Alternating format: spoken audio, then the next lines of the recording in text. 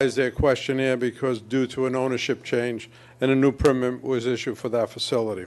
With regards to the private lines, the Quaker Lane and the Showcase Cinema private lines were cleaned.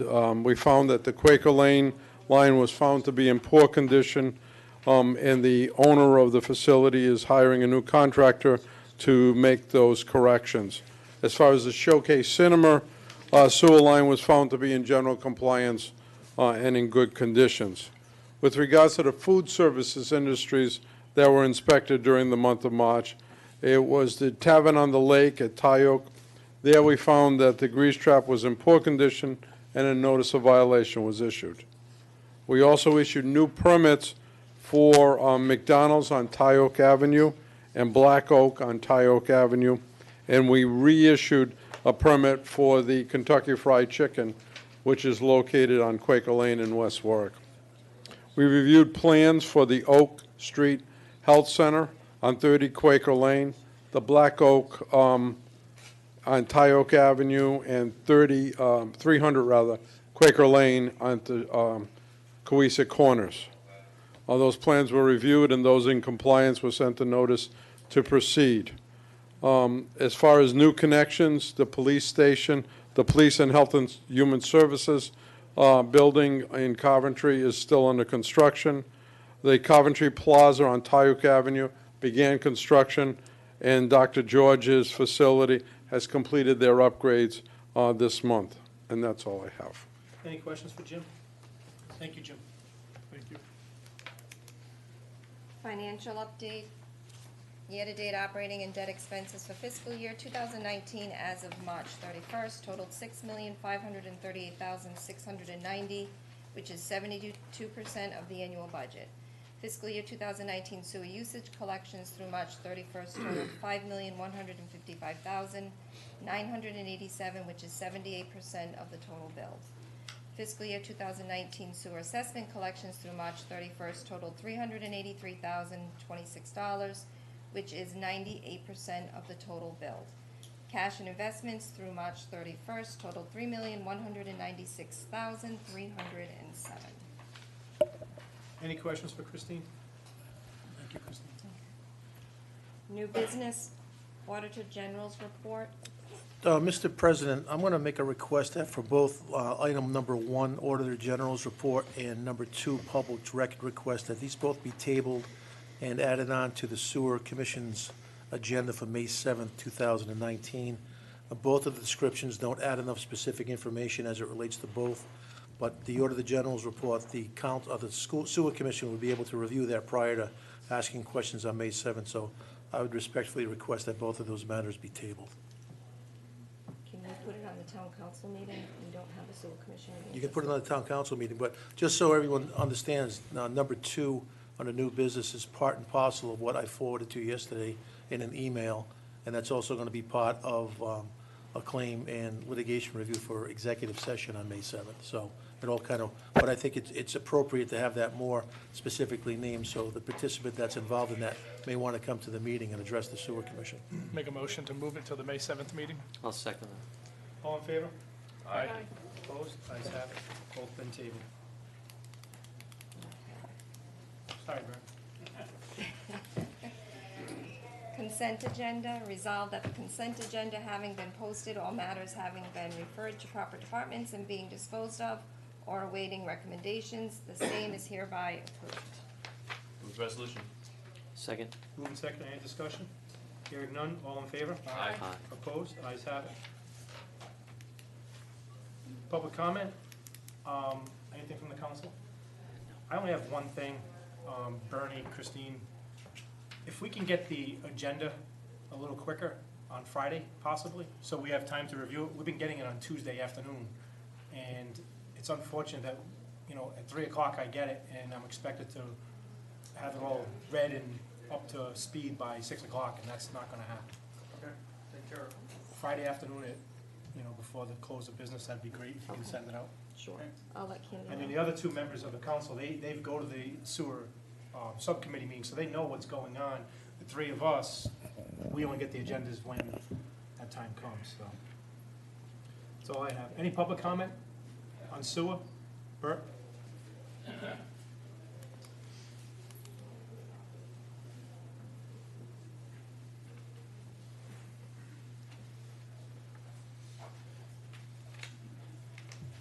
Bert Mollahan, Monterey Drive. Mr. President, I'd just like to ask a question on this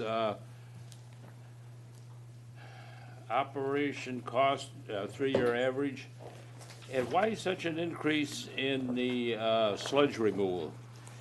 It went from actual 510 to 604. That's like $94,000 a year. What happened? Bernie, you want to answer that?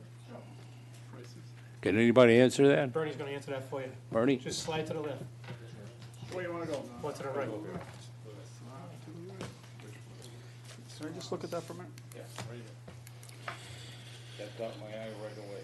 Didn't we have an issue with Sludge removal. sludge removal at that year? This was an actual for 18, yes. That was when the centrifuge was down and we were trucking out liquid sludge. And again, that's why the centrifuge is so critical that we install this second unit, because if we have to truck it out as a liquid, it is considerably more expensive than a dry. And that's why And that's an actual number, that's what we actually spent, yes. This year, what are we looking for? What's in the budget, Christine, this year? Well, that's a 3-year average, I think it's 562. 555,000 this So has year. that been corrected? Yes, with the centrifuge is up and running. And what are we asking for this year? 555. And- 555. And Bert, before you walked in, I know we had a budget hearing for the sewer, and he brought to the council that he's looking to put a second centrifuge in, so that way there's no issues. If one goes down, we have the other one to back it up, and we don't have to get that increase or that expense of hauling out liquid instead of solid. And so the actual 3-year average was 562. We're asking for, in the upcoming budget, 555. Okay, that sounds good. I just wanted to know. There's a big difference. Thank you, Bert. Any other comment? Hearing none? Motion to adjourn? All in favor? Aye. Opposed? Ayes have it. 5-minute recess.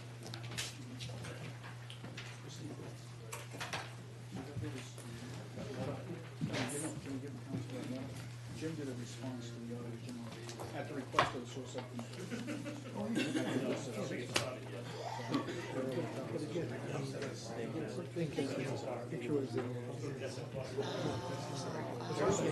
Was it pretty nasty or?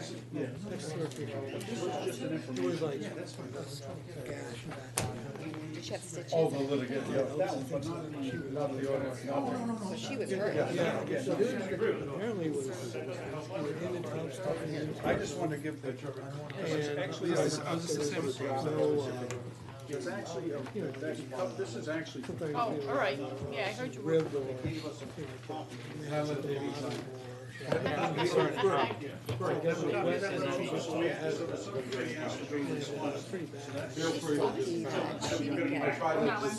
Perfect.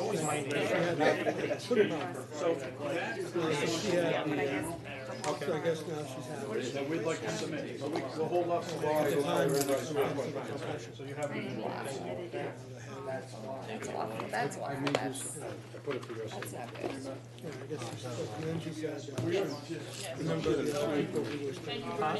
No, I'm the council, he's the chair of the sewer. He should be signing. Whoever wants to sign it.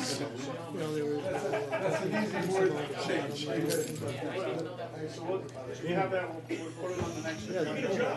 Well, I'm glad you didn't show it to me now. I don't think I want to see it. Oh, thanks. Have a good night. Bye, Kristen.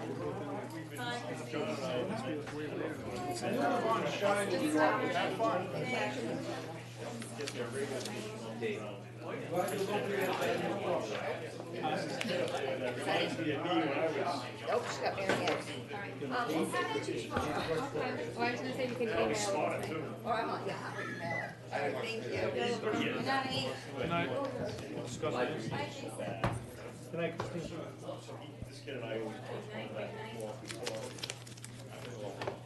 Oh, I forgot. Why not step on? We're hoping that train was gonna hire us back down. produce football games. What happened? I'm sure he'll take that over. Looks like it's outside the matter. On the sidewalk. Robert Street? Yeah. On the sidewalk? From what I could see there, it's like, I don't see the sidewalk. If it's sidewalk outside Roberts, it's state. Today's probably, State puts it in. I called the, no, we're gonna they, text, today's a week. Because I was like, I had a lot of people and she said she sees us there, for there. complaining about that. The only time I hear from No, people right? is something wrong. I don't know, I gave Timmy a copy. I don't know. Because I didn't think we oversee that. No.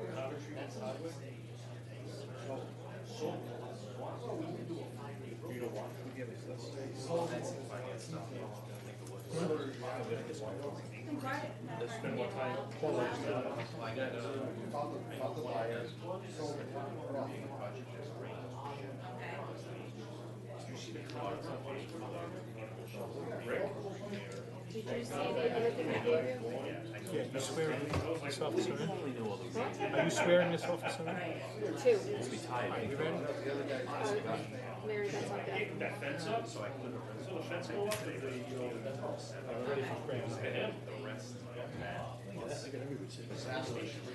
I know. Oh, that I figured that out. I'll do it tonight. Must be.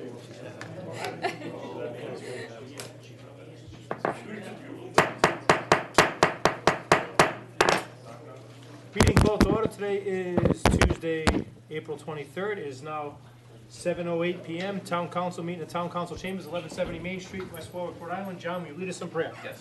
Let's bow our heads, please. Heavenly Father, we gather here this evening as your humble servants. Please guide us and help us make thoughtful decisions and grace us with your divine wisdom. Amen. Amen.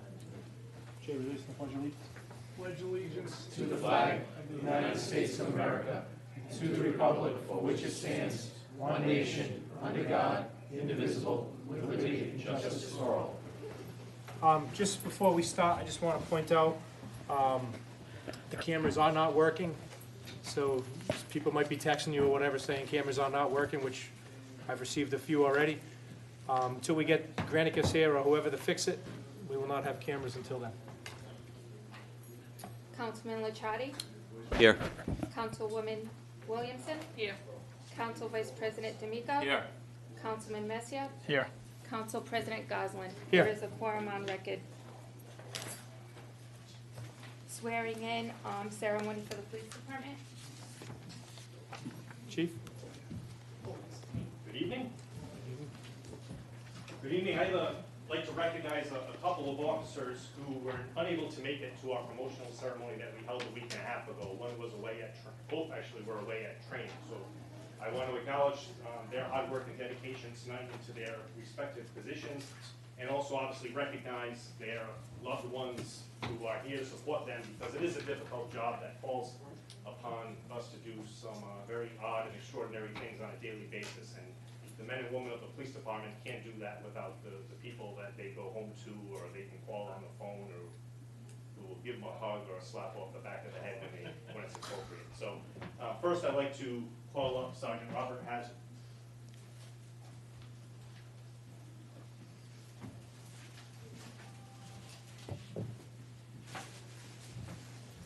Please raise your right hand. I do solemnly swear that I will support the constitutions of the United States of America and the state of Rhode Island and the Providence Plantations, I do solemnly swear that I will support the Constitution of the United States of America and the state of Rhode Island and Providence Plantations, and that I will in all respect observe the provisions of the charter and the ordinances of the town of West Warwick, and I will in all respects observe the provisions of the charter and ordinances of the town of West Warwick, and will faithfully discharge the duties of sergeant in the West Warwick Police Department. and will faithfully discharge the duties of sergeant in the West Warwick Police Department. Congratulations.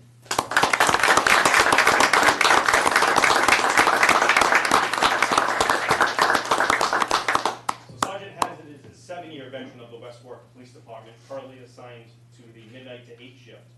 Prior to this, Sergeant Hazard retired from the North Kingston Police Department after serving 22 years, retiring as a detective. Besides working his patrol shifts throughout the years, Sergeant Hazard has been trained and standardized field sobriety instruction, where he also teaches at the Rhode Island Municipal Police Academy.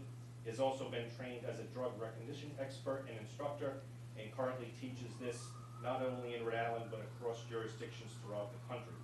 Lastly, Sergeant Hassett is also a commercial enforcement officer. He's being pinned tonight by his mother, Roberta.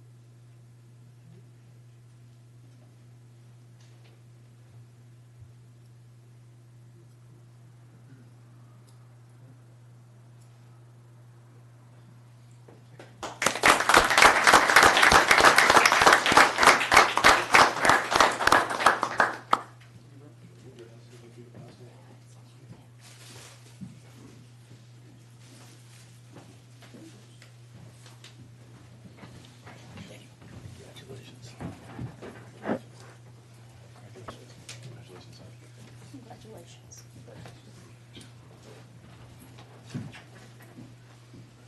Second, I'd like to call up Officer Robert Hayden.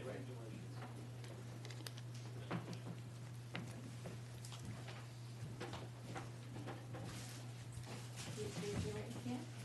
I do solemnly swear that I will support the Constitution of the United States of America and state of Rhode Island and Providence Plantations, I do solemnly swear that I will support the Constitution of the United States of America and the state of Rhode Island and Providence Plantations, and that I will in all respects observe the provisions of the Charter and the ordinances of the town of West Warwick, and that I will in all respects observe the provisions of the Charter and ordinances of the town of West Warwick, and will faithfully discharge the duties of patrol officer in the West Warwick Police Department. and will faithfully discharge the duties of patrol officer in the West Warwick Police Department. Congratulations.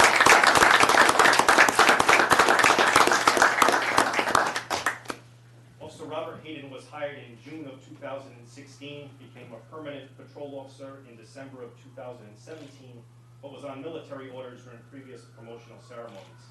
He's currently assigned to the Florida Midnight Patrol Division. Some of his specialty duties include being a field training officer, a crash reconstructionist, and a SWAT team member. Officer Hayden earned a bachelor's degree from Roger Williams University and is currently attending Boston University, working on his master's degree. He previously served in the United States Army as an honor officer and continues to serve in the Vermont Army National Guard as an executive officer in the 3rd 172nd Infantry Division. Officer Hayden is accompanied by several family members tonight and will be pinned by his wife, Lauren.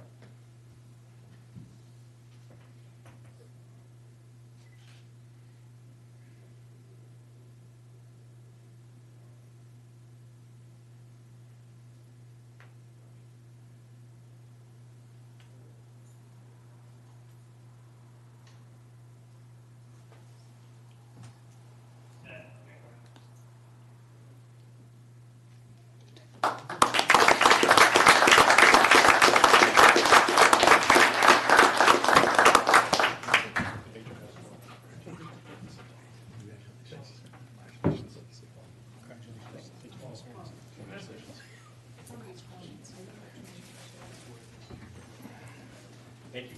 Thank you. Thank you, Chief.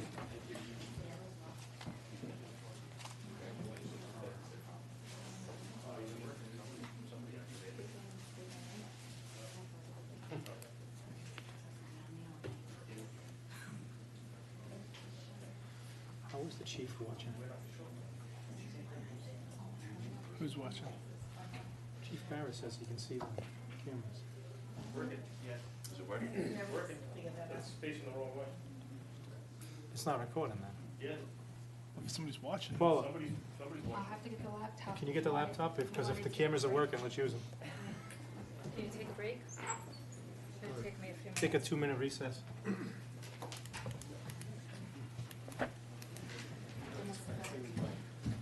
So what, They streaming live, it's not well, recording? they're remoting in, repairing it, so they must have got it working.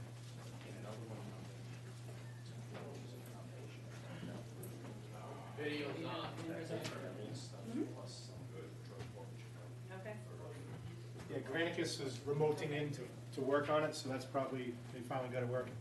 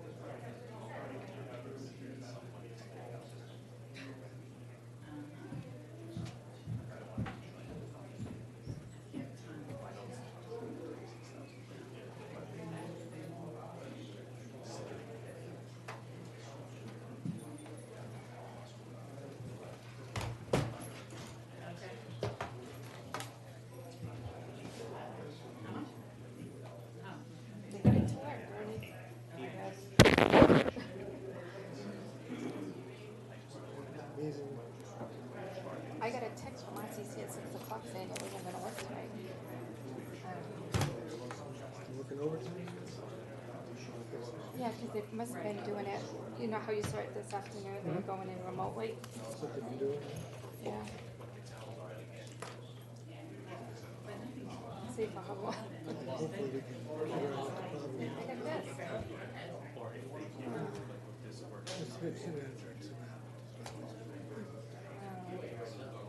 Well, John's back there, so.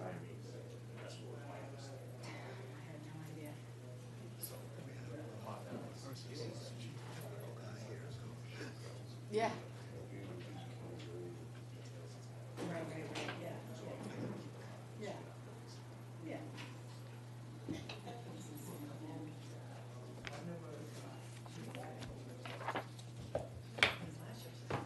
It's really slow.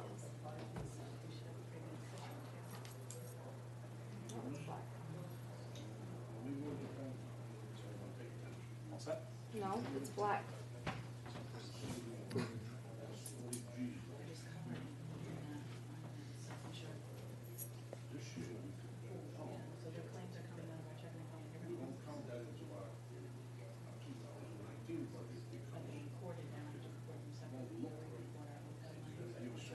See, it's black.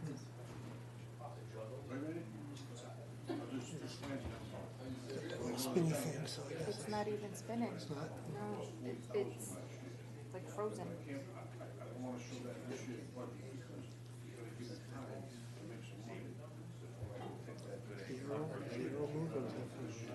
What goes along with those? It's moving and spinning.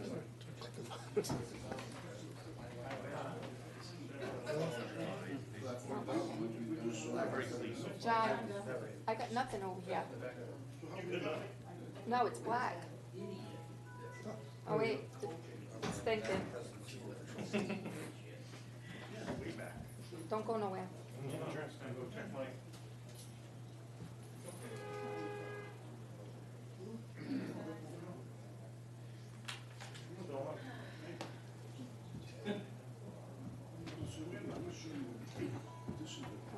Let's see if I can get in. This is after this. Team view. This is where it says page do not display. I'll see if it'll come up. still, No, it's still spinning. So that's just the cameras, but the agenda and stuff I can't bring up. But it's spinning. Just wait for a minute.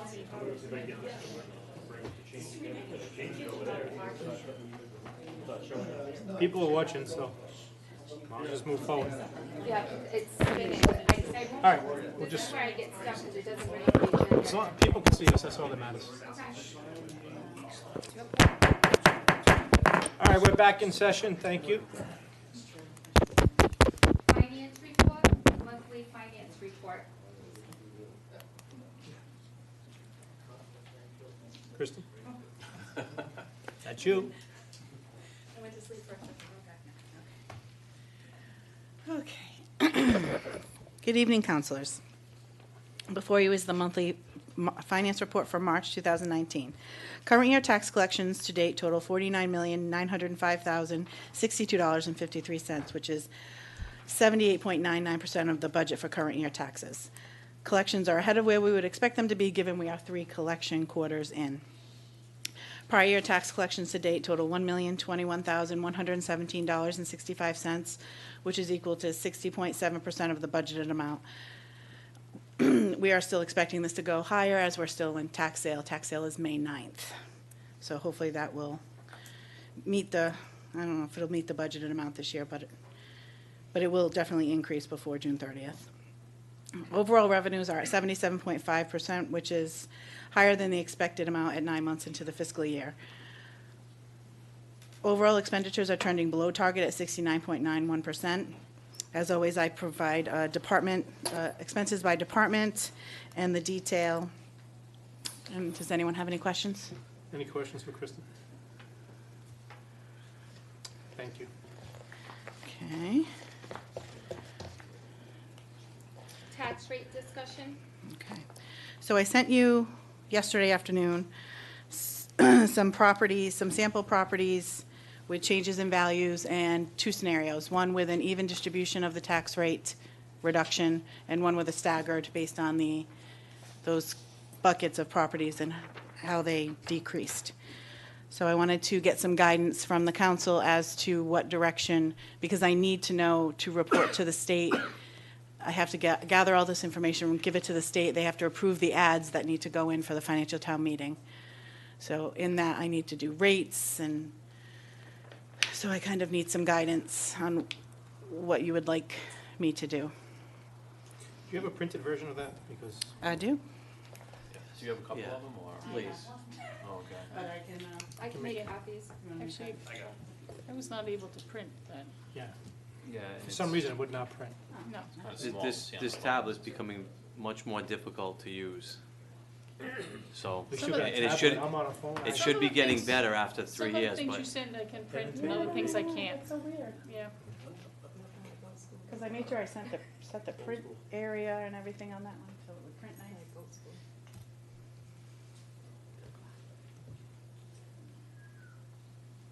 Till my iPad gets fixed, I have, It's in Mary Ann's office, I don't know, what's wrong with that?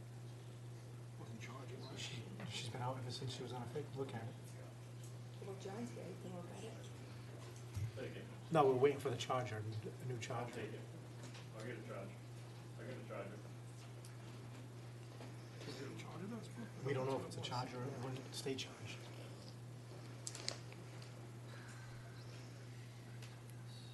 Kristen, when are the deadlines that you face? So we had a meeting with DMF yesterday, Department of Municipal Finance.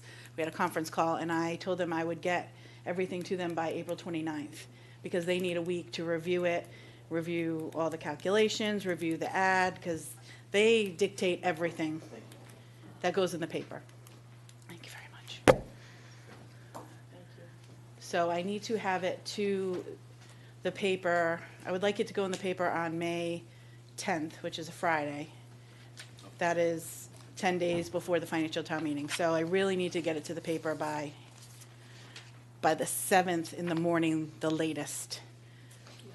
So by giving it to municipal finance on the 29th, it gives them a week to review and get back to me with the approvals. And then I can get it to the paper.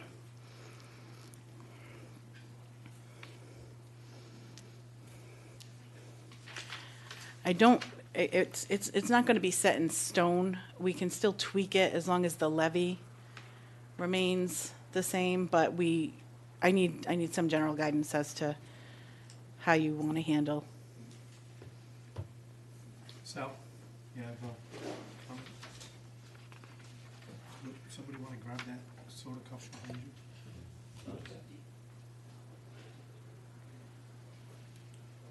Okay, the reason we have a choice tonight is, number one, it's revaluation year. So you're able to move the different category tax rates that we have around.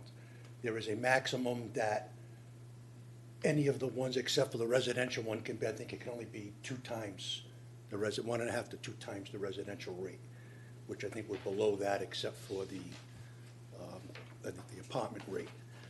But when the values change, they change by different percentages. So if you just did a flat change in the tax rate itself, from what they are now, and you decrease all of them by 10% or whatever the percentage comes in, 15%.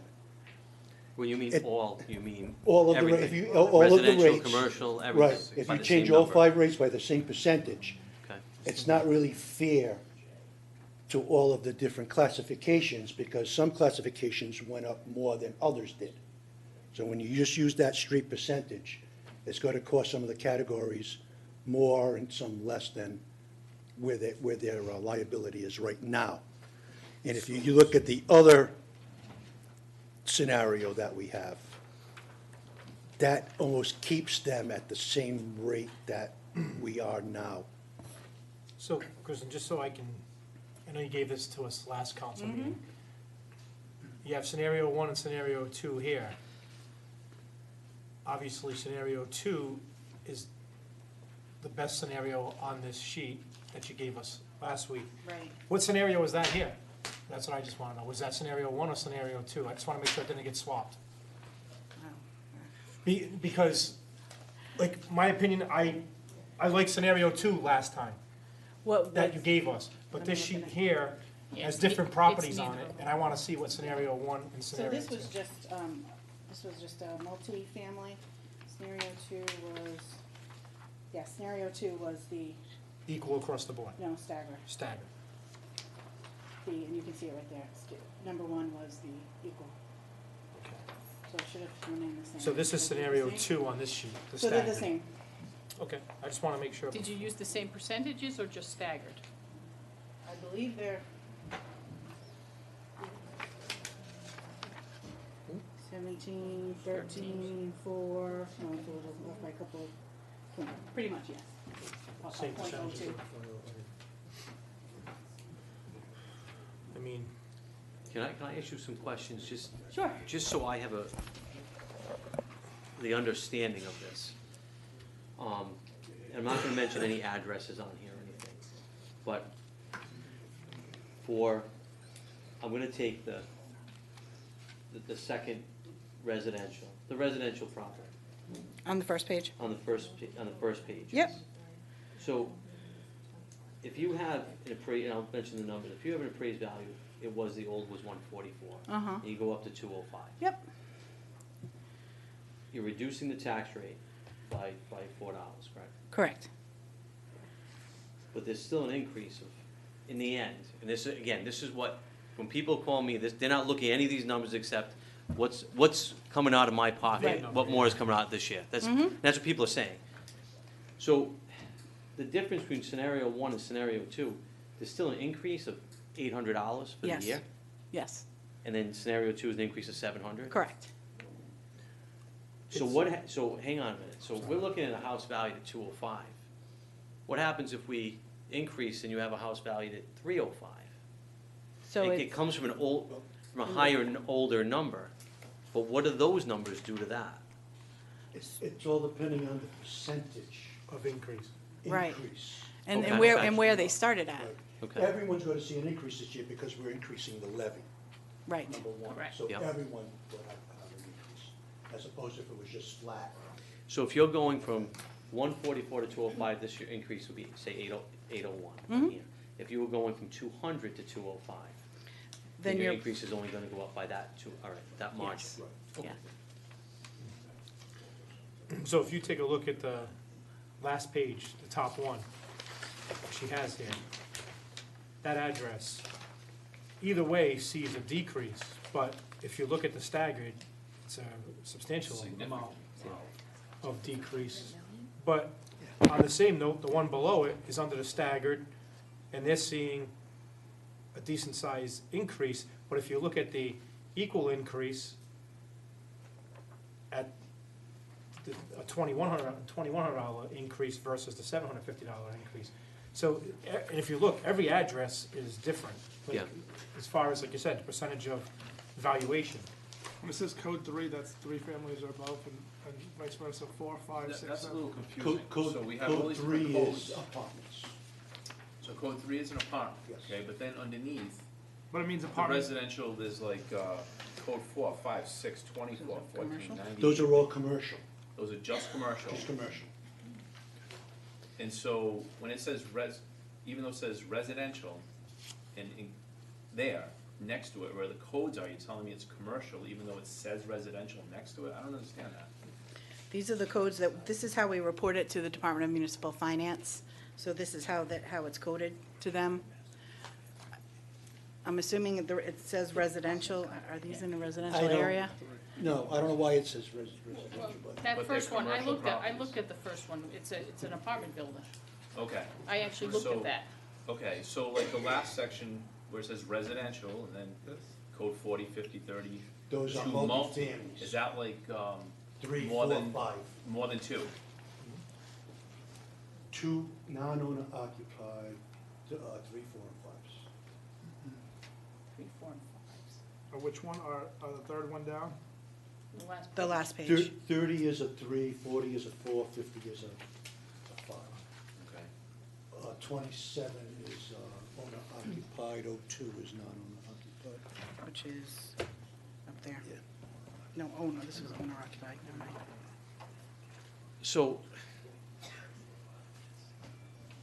another question on this. All right, I'm just gonna stick to the same one that I was, just for argument's sake, for the residential. So if this go, using these numbers, and I know the numbers may change, but say we have a 4.14 tax rate decrease this year. If that goes up next year, then basically the taxes will go up from this, correct? Correct. Okay. Yeah, that one that you point out seems to be a little different. The increase in the appraised value is substantial. And again, you don't know what's changed from the last time it was appraised. Was an addition put on, was some, so. Well, I hate to These get. numbers don't tell you that stuff. I hate to get personal, I want to refrain from mentioning this. I went up almost $75,000, and I've done nothing. I've had 3 years of depreciation on my house. So I'm feeling that same pain as everybody else, is where the hell is this money gonna come from? Because I'm gonna be up around more than this. You know, and I'm not the only one in that boat, and I understand taxes go up, I understand the revenue comes in, has to meet the expenses. But, you know, I'm in a position where I can work. You know, there's some people out there that they can't. 70, 75 years old, what are they gonna do?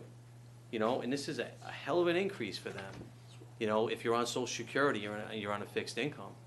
It's like, you know, and maybe preaching to the choir here, but where are they gonna get it? You know, and that's one of the angles I'm looking at here. So, and I don't know if anybody has any answers, but I don't have the answers to tell people. Can I get some clarification on what's the theory behind for the scenario 2? It says the staggered change would be negative So if you- 4% and then 25% for the bottom one. Which is the commercial is the third one, the 4%. That is that's all commercial, correct? Right, commercial values did not go up as much as residential. And the final, Property the fourth one is all Multifamily, like multifamily is Yeah. apartments. Yeah. like And four and above. Right, we held the reins on that because it could have been a lot higher. So I have a follow-up question to that. So I get the scenario 1 equal change, but the scenario 2 staggered change, where are those numbers, like, how are they determined? So you see Are they the, done vicariously, just like, the other page that Dave has from last week had the assessment value change in total. okay? And so the staggered is based on those. So we took each category, compared the difference between last year and this year Okay, to get a percentage increase, which is pretty much what reval did. Single-family homes went up 25%. Multifamily homes went up 30-something%. Apartments went up, around that 30% also. So rather where the residential primary single went up, where what is the percentage on there that those went up in value on your page? on this one, I or didn't this print one? that one. On the Dave's page from last week, at the top. Is that 20? 26.23. 26, okay. So in scenario 2, they're gonna get a 17% decrease in their tax rate rather than a 15.23%, where, as, they would be higher than the residential, the code 4567, where their values went up less. We try to keep the levy for each tax category the same by introducing the staggered rates. If you just went with a complete drop across the board, then the levies would drastically be different for each category if you compare this year and last year. Now looking at this in, the commercial properties would just, they would go down drastically. And in order to pick that up, that's why the other ones are going up differently, because if that goes down a real lot, we still need that money to make up out of that category. So that gets all pushed into. And that is an area, for me at least, of concern, where those last two in the staggered sections are so different, because I can't envision these properties. I think I prefer the equal change. It makes more sense to me, at least. I don't know. Now, you don't- Please correct me if I'm wrong. I mean, you can maneuver those numbers around. There's nothing that says that we have to Those stay two, with those that. two. Yes. So, what I'm looking here is your percent of change for everything is in double digit, except for code 4, 5, 6, 7, 24, 14, 98, 10, And if you 15, look, and commercial, which was 4%. because it had the least increase in appraised value during the revaluation. Oh, okay. Right, Right. if the levy was 100 million last year, and if we dropped it by 15%, you're down to 85 million. We gotta, that 15 million's gotta go into those other categories to keep the same money. So by category, you tried to keep the pain the same, Yes. even Yes. though Okay. within a Yes. category, individual properties will vary So, potentially a great deal. Absolutely. Depending on how much they went, they Correct. changed in Correct. their own category. And that I could see. be a number of factors that make that change, Correct, yes. absolutely. Where are they? Where are they? Have they done work on Right. it? What's changed? Yes. Mhm. Yep. And that's what a revaluation does. So are we, that's right. So are we locked into those? I mean, No. you've given us a scenario. So basically, I just need some guidance in which way to go to advertise and to report to the state. So And what does the, forgive my ignorance, what does the advertisement look like? It's a block ad that does the budget, the expenses and the revenues, and Yep. it does the old year and the new year. Mhm. And, I think it's just the block ad, and then it has a lot of writing have all the rates. with all the verbiage of the rates, the Proposed rate, rates. old, new, levy change. It's at the top. And that's when a resident can sit there, or a business can take Right. that new rate and So multiply. you it say by we're the not amount. locked into those, though. No, well, we are locked into On the- to the levy, so, The levy we are, but not Right. necessarily how we disperse the. no, we could change that after, but I just Okay. I wanted some guidance in which way to go, at least for the ads, You could change that after what? Like how long we have to? when we certify the roll, when we certify the tax roll. I mean, if you decide to go with the staggered, they're not set with these numbers. You can say, well, let's change this one by 50 cents and increase that one by X to give us the They can same be amount of tweaked. money. They can be tweaked, but it's not like this, the one above it, which is pretty much set in stone that, you change one, they all change the But same you can't, percentage. just correct me if I'm wrong, you can only tweak so much. So for instance, Oh, you gotta offset. you got it 4% to commercial. Can you, and I'm just throwing this out there, if we wanna go to 10% on the commercial and reduce everything else by 1%, It might not be that correlation, I kinda have Well, to I'm keep just- playing with the rates. Yeah, but I understand what you're. So in the staggered, can we only play with the last two? The third one and the fourth one for the multi-units? Yeah, as long as Because I guess what David's saying is he wants to no, he I'm would just reallocate. I'm not saying anything, I'm just throwing it But out there. that can happen, but you it's can- not. If you decide, say, 10% goes to commercial, and then where's it come from here, so. It may not be a 10%, it might have to be something different because the Just values remember, associated if with your that. disparagement That's right. regarding tax rates gets too wide between That's what I'm asking. classifications, you're gonna end up in court in a lot of these matters. Because there's not as much money in the commercial field, it's not going to affect the other ones as much. Correct. because the So, amount of money. so with the options that we're presented with, the staggered rate, there's a little play. If we went with the other option when it's across the board, it's really, if we're moving everybody the same. Right. But there's really not, if we go with the across the board, you really can't, these are the rates that equal the levy. So you Right, so really there is no, couldn't. so it's either that or. Yeah, Okay. Yeah, I mean, So there's really no movement with that one. not with scenario one. I personally, from Yeah, last we'd have week to to this go- week, I'm still liking scenario 2 better, in my opinion, but, Scenario 2 on this current one. Yeah. well, But it's the they're same as last Same. week, They're the same. I I'm like the staggered idea. I don't know if those numbers are Yeah, exactly number where we one, want it's to be. it's costing the As long single as we family still have homes to play more, the numbers. because it's only going down 15% as opposed to 17%. It's the majority of the people that are out here. Got it.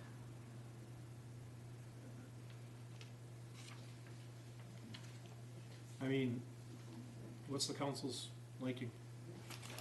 don't like any of it. Nobody's gonna like any of it, but But- it's either staggered where you Well, can, we need the option. I mean, you don't wanna go without an option, No, you know, which so. staggered gives you an option. It's the only one that truth is gives us an staggered, option. you could actually go back to fixed if you had to. True. Right, You're right, right. So- you're right. So you might Makes as well the say most sense. staggered, yes. You can't go the other way. And then if any council person wants scenarios, I would email Kristen and say, hey, if we wanna bump this up to this, can you give me the scenarios? And then we can look at what you can do there. In the past, I know three-family about 5 years ago, it got hit really hard. It was a 25% tax increase across the board for them. What's that on here? And then single-family, all seen a The reduction. last one. The last one is the You know, three-family. they saw like a 0.5% reduction in that. So you gotta look at, you know, Well, that's why, if you're just basing it on where it was last year, you're assuming that was correct, and what, again, I don't know what the reasoning was for having it set out the way it was in years past, so I agree staggered is the way to go, but I think that we probably, I'd like to see a couple of other scenarios, changing them just a little bit.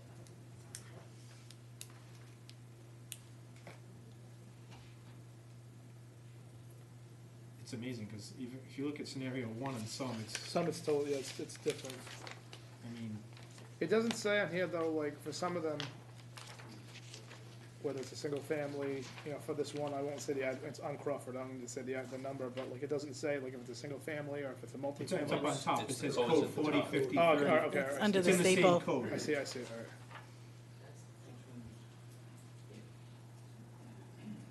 So- It's under And the- again, it's under the state. I'm looking at those two addresses on the last page, and when you see the valuation only went up on one of them 35,000, and the valuation went up 113,000 on the other one.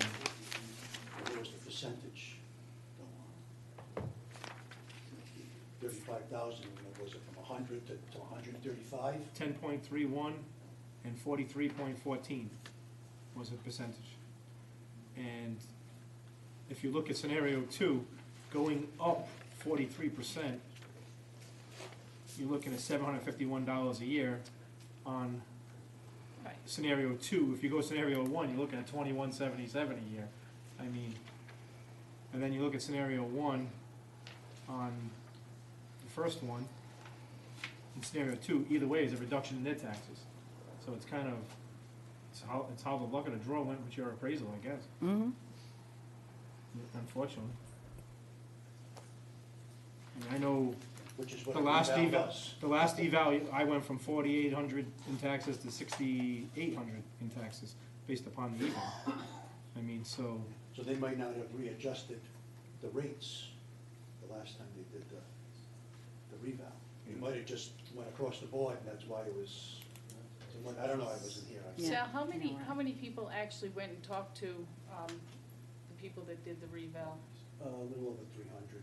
And do you know how many of them had their assessments reduced?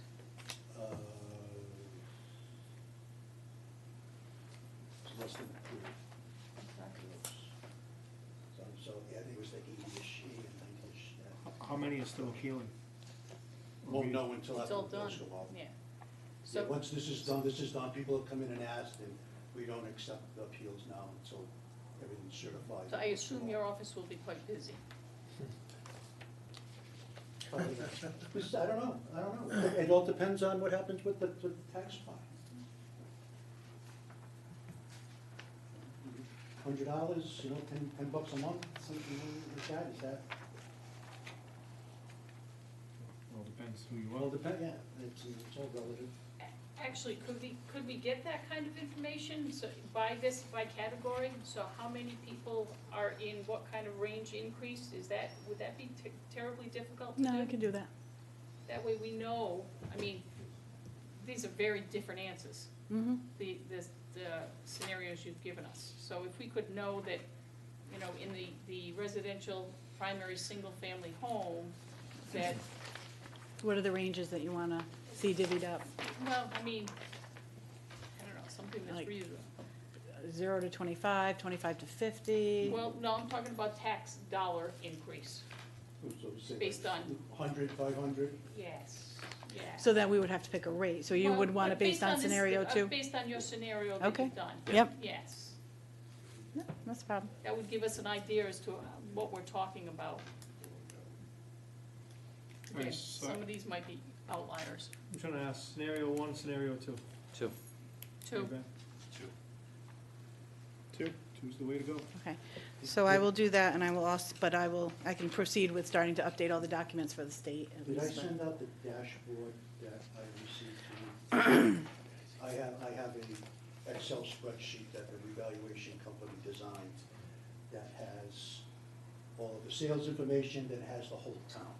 It has charts and graphs, it has little categories you can pick and choose, one families, multifamily, residential, commercials. I don't think No. I saw it. I didn't receive any. I'll send No. that out to you. That would be tomorrow great. And stuff, and if you have time, you wanna play around with it yourself, but we'll still Perfect. give you the answers that. Thank you. Thank you. And there's no meeting between then, so this is, you're gonna be able to advertise this now then? Yeah, I'll just go this with the direction- staggered, With this direction. and okay. then, we can always tweak it before we certify the role. So any questions for Kristen? It's on the agenda for the, it will be the first meeting of March when we, May. no, May May, 7th. that's what I meant, May, sorry. So, yeah, so the ad will already be in process by then, so. Remaining steps for, FY, Any other questions for Kristen? sorry. Any public comment for that matter? Okay, thank you. But, go ahead. Budget timeline. So just wanted to go over basically what's gonna happen, or reiterate that I need to get the ads approved for the financial town meeting. And then we will have the financial town meeting, we'll have the vote, and then we will certify the budget. And then we will be done, hopefully. Any questions for Kristen on the budget? Thank you. We might as well stay there, because we're going into the budget. Resolution, yep. Yep. Fiscal year 2020, July 1, 2019 to June 30th of 2020, proposed budget. Resolved that the town council hereby adopts the within budget as fiscal year 2020, July 1, 2019 to June 30th, 2020, proposed budget to be presented to the voting public to be held on Thursday, May 23rd, 2019. Town budget, $100,915,515. Total estimated revenue other than property tax, $33,804,211. Total estimate to be raised from property tax, $67,111,304. Move the resolution. For a second? Move in second, discussion?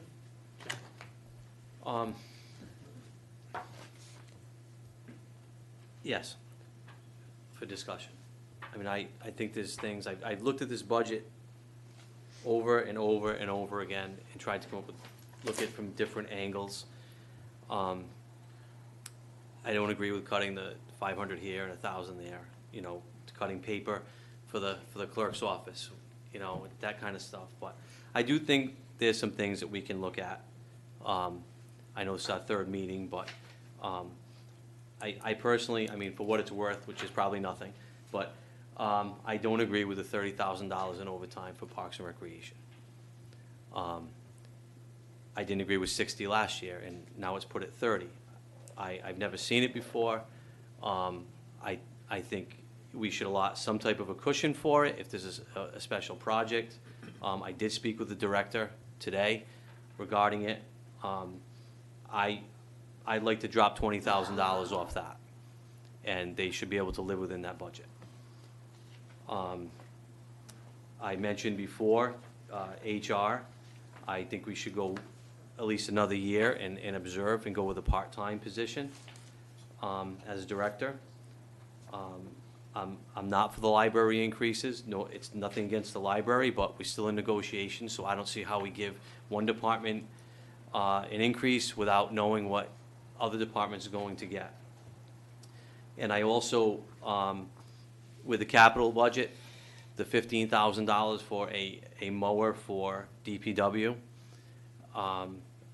I'd like to give take Parks and Rec's worst mower, give that to DPW, and let them use that. And if they get if they get 2 years out of it, it's great. If they don't, they don't. And give Parks and Rec that, the new mower, so they can take care of the fields. So, for what it's worth, that's where I see. It's up to you guys. Can you reiterate? Restate it. Just the Recreation, three. Library, capital, what was the other one?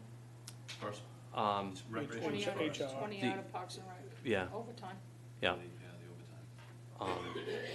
And I'm not saying overtime isn't valuable or important, but Cal Ripken's taking over the Natick fields. We just lost Carlson Circle. That's 4 fields less they have to cut.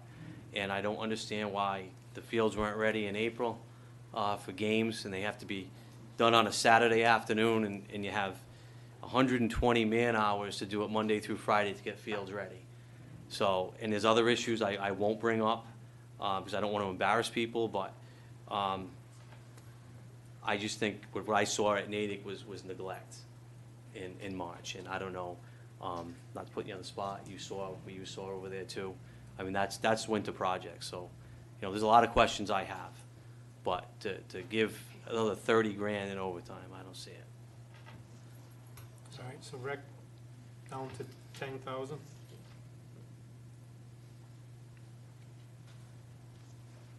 What's your other one? I mentioned the library. I disagree with you on the library because. That's fine. No, That's only- fine. I only see your because- point. No, You know. only because of what we've known about negotiations, and I think it's fair. Okay. I agree on that one. I have to be honest, I don't know enough about the mowers. I'd like to hear from DPW, from the director, if he's still here, is David here? No? I don't know enough about lawnmowers to make that determination. I feel like, I know you've had recreation experience. Well, the only concern I have, and I have kind of what a concern I think Jay has, is we're gonna they're looking to use this mower once they get the bike path up to spec, and we know on the side of each side of that bike path, there's a lot of debris and whatever, and I hate to take the brand-new $15,000 lawnmower and run it through there when you have one that's been beat up and has a lot of hours on it. I'd rather take my old machine and run it through that bike path. Is that what you're suggesting? Well, I'm not saying run it through the bike path, because you don't know what they're cutting. If you're using it to cut grass, you cut grass with it. If you're using it to cut brush, you need a mower that cuts brush. Well, once So- they supposedly get it to where they need to, they're gonna use the lawnmowers. So, But again, I mean, that's just me. What was the other, you had one more, didn't you? HR. I mentioned HR. I disagree with that, because again, repeatedly, the manager has said to us that it is a full-time position. So I would be against that. Every department head has come to us and said, we need HR. All right, You know, I think we cut a lot out of HR. I think we cut the other part-timer out. And, like I said, one good qualified person, I think, could run that department just like it always has, as long as they're qualified and doing their job. That's just my opinion. So, I'll get a consensus for the overtime for Parks and Rec. Jay? Yes to cut it, no to, yes, to cut it. Mary Beth? Again, I wish that the manager was here to talk to us about it. I didn't know this was gonna come up. Ernie, do you have any sense? Well, again, it has been reduced, cut in half. And, there always will be a need, for a certain amount of overtime. The thought was, let's reduce it, put that funds in for additional summer help if we can get it, and manage the budget. If it's not needed, it won't be spent. I know that I've had many conversations with directors, I've had many conversations with the DPW director saying, overtime needs to be approved. Overtime needs to be for a specific reason. I'm sorry. Again, with overtime in general and then recreation overtime, I've had discussions with all the directors, especially Director of Public Works. And again, if overtime is needed for a purpose, that's fine. If it's needed for work that should be done during the week, well, you do the work during the week. We've allocated more funding for seasonal help, and hopefully that will be done. We'll get more seasonal help to assist with that work. The funds seem sufficient based upon, I think what would be needed, and if it's not needed, it won't be spent. Any overtime needs to be spent, needs to be authorized and spent on a purpose that, something can't be done during the day. Now, there are some times when, there's leagues going on. We understand that. There's a staggered staff that works, in the evenings. So the goal is to perform the duties as necessary, for the public and for the fields in the evening, but no unnecessary overtime. It has to be justified, it has to be warranted. So that's the direction that has been given, and I'm sure that's the direction that will be implemented by the department. So that being said, I agree with you, overtime is an issue. There's no doubt about that. So it's, I think basically what you're saying, Ernie, is it's management's job to make sure that the rules are followed and Correct. that overtime is approved in advance Correct. of it being worked. Let's not misunderstand. I'm not against overtime. Overtime, I mean, I can Correct. see it in the police department, as I'm looking at the chief, and I'm looking at the fire chief. It's to cover a shift, or if there's an emergency, then yes, but there's a purpose, it fits into something. And here, it hasn't. And I don't understand, I think it's a lot of money. And I think it's a lot of money to say just in case. That's all. Okay. What are we on pace for to use this year? I know this is the time of year where we use a lot, so that might be tough to. Well, you can't really consider last year because you had one employee out and a position was not filled, and they were using the existing employees to cover that shift. So it's hard to take this year's and use it because from. We can still take that number and go, what's higher because of that, and then try to I just know that one of the reasons was, you saw an increase in overtime, but you saw a decrease in salary because of that employee being out. So that's. You still will have employees that have sick time. You still will have employees that will have vacation time. You still have employees that can become injured on the job. So there's all kinds of issues that would create overtime, the same as any department would have Right. that you have to fill. The thought was it can be managed better, reducing it, and as you said earlier, with another expense, we'll see. We'll see how it goes. But certainly, we don't want to be in a situation where it's cut too short. And if in fact the seasonal workers are working out, maybe we look to hire another one, with the funding that could be available. So again, this is looking at it almost as an experiment to see how it works. And the fact of the matter, the items that you mentioned, I mean, if you add them all up, it's not going to make really any significant difference on the budget or tax rate. I understand what you're saying, and we need to operate as efficiently It's as we can. efficiency. It's a And that's- principle. That's It's the goal. efficiency. The overall goal is to do that, and the goals take time.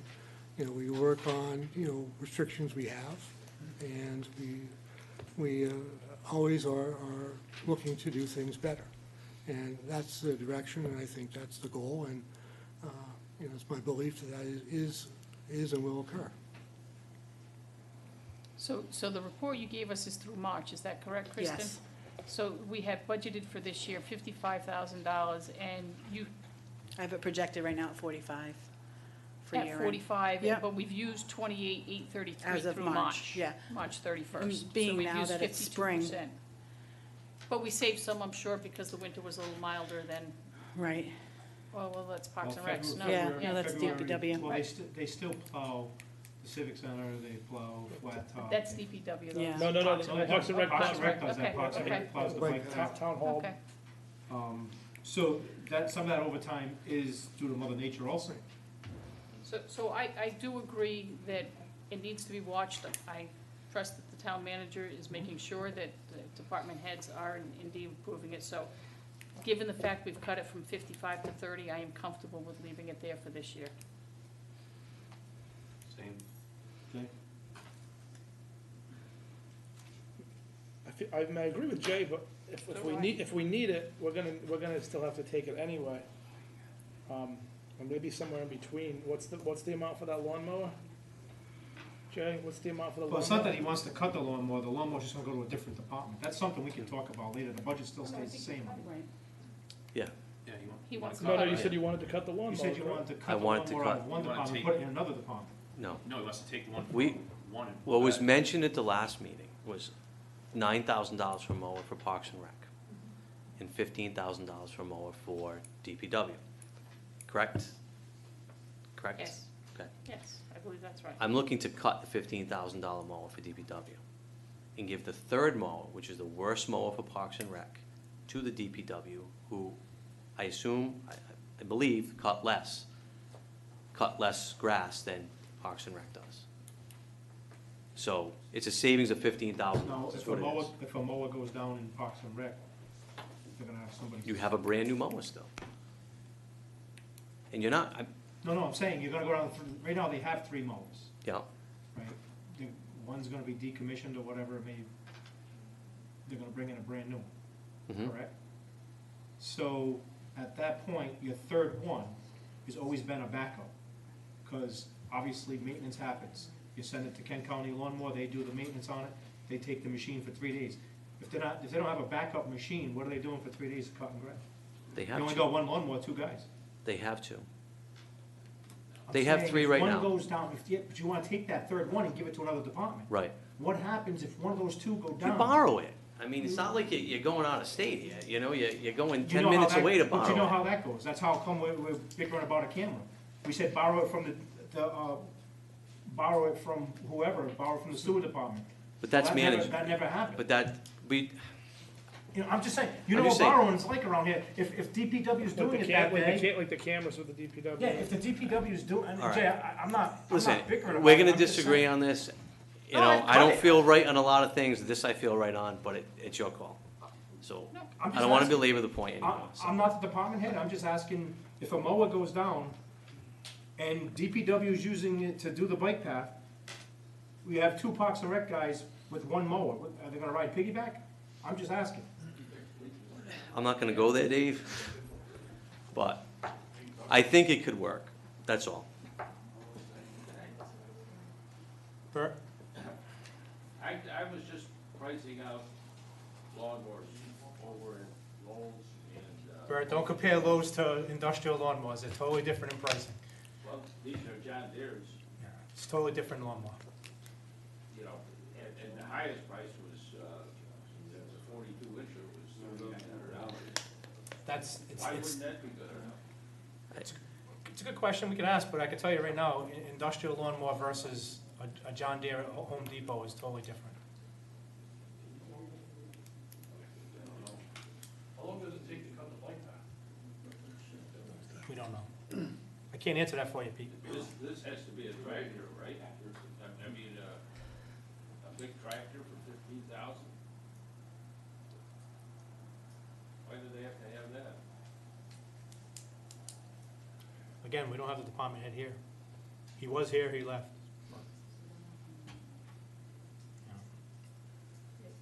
All right, so I say that, keep it there, but keep an eye on it, just in case. Keep what? This is the overtime? Keep it as it is.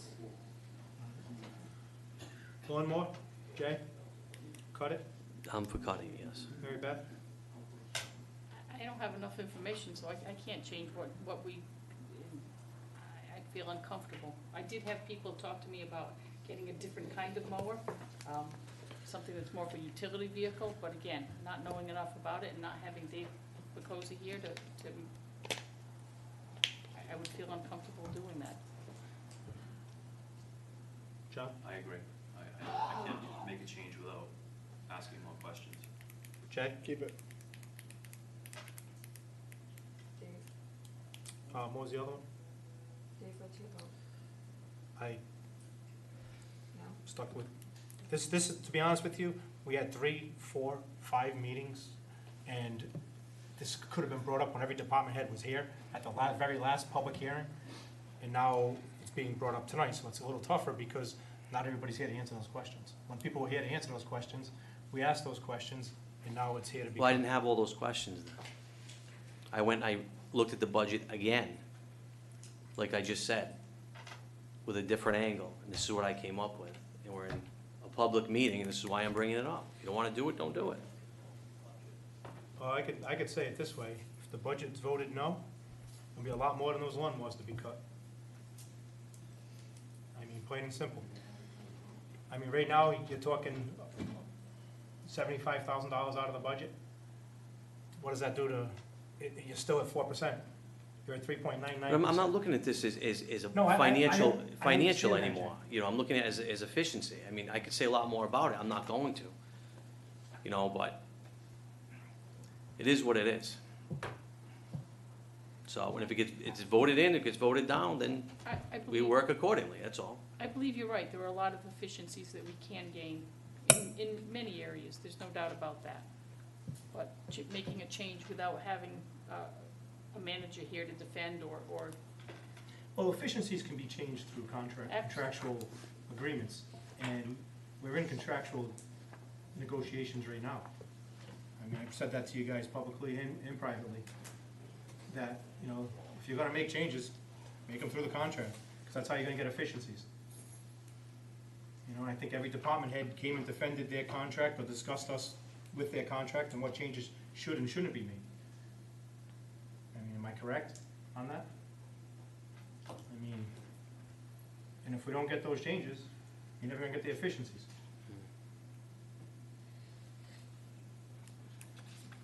Any other comment on the budget?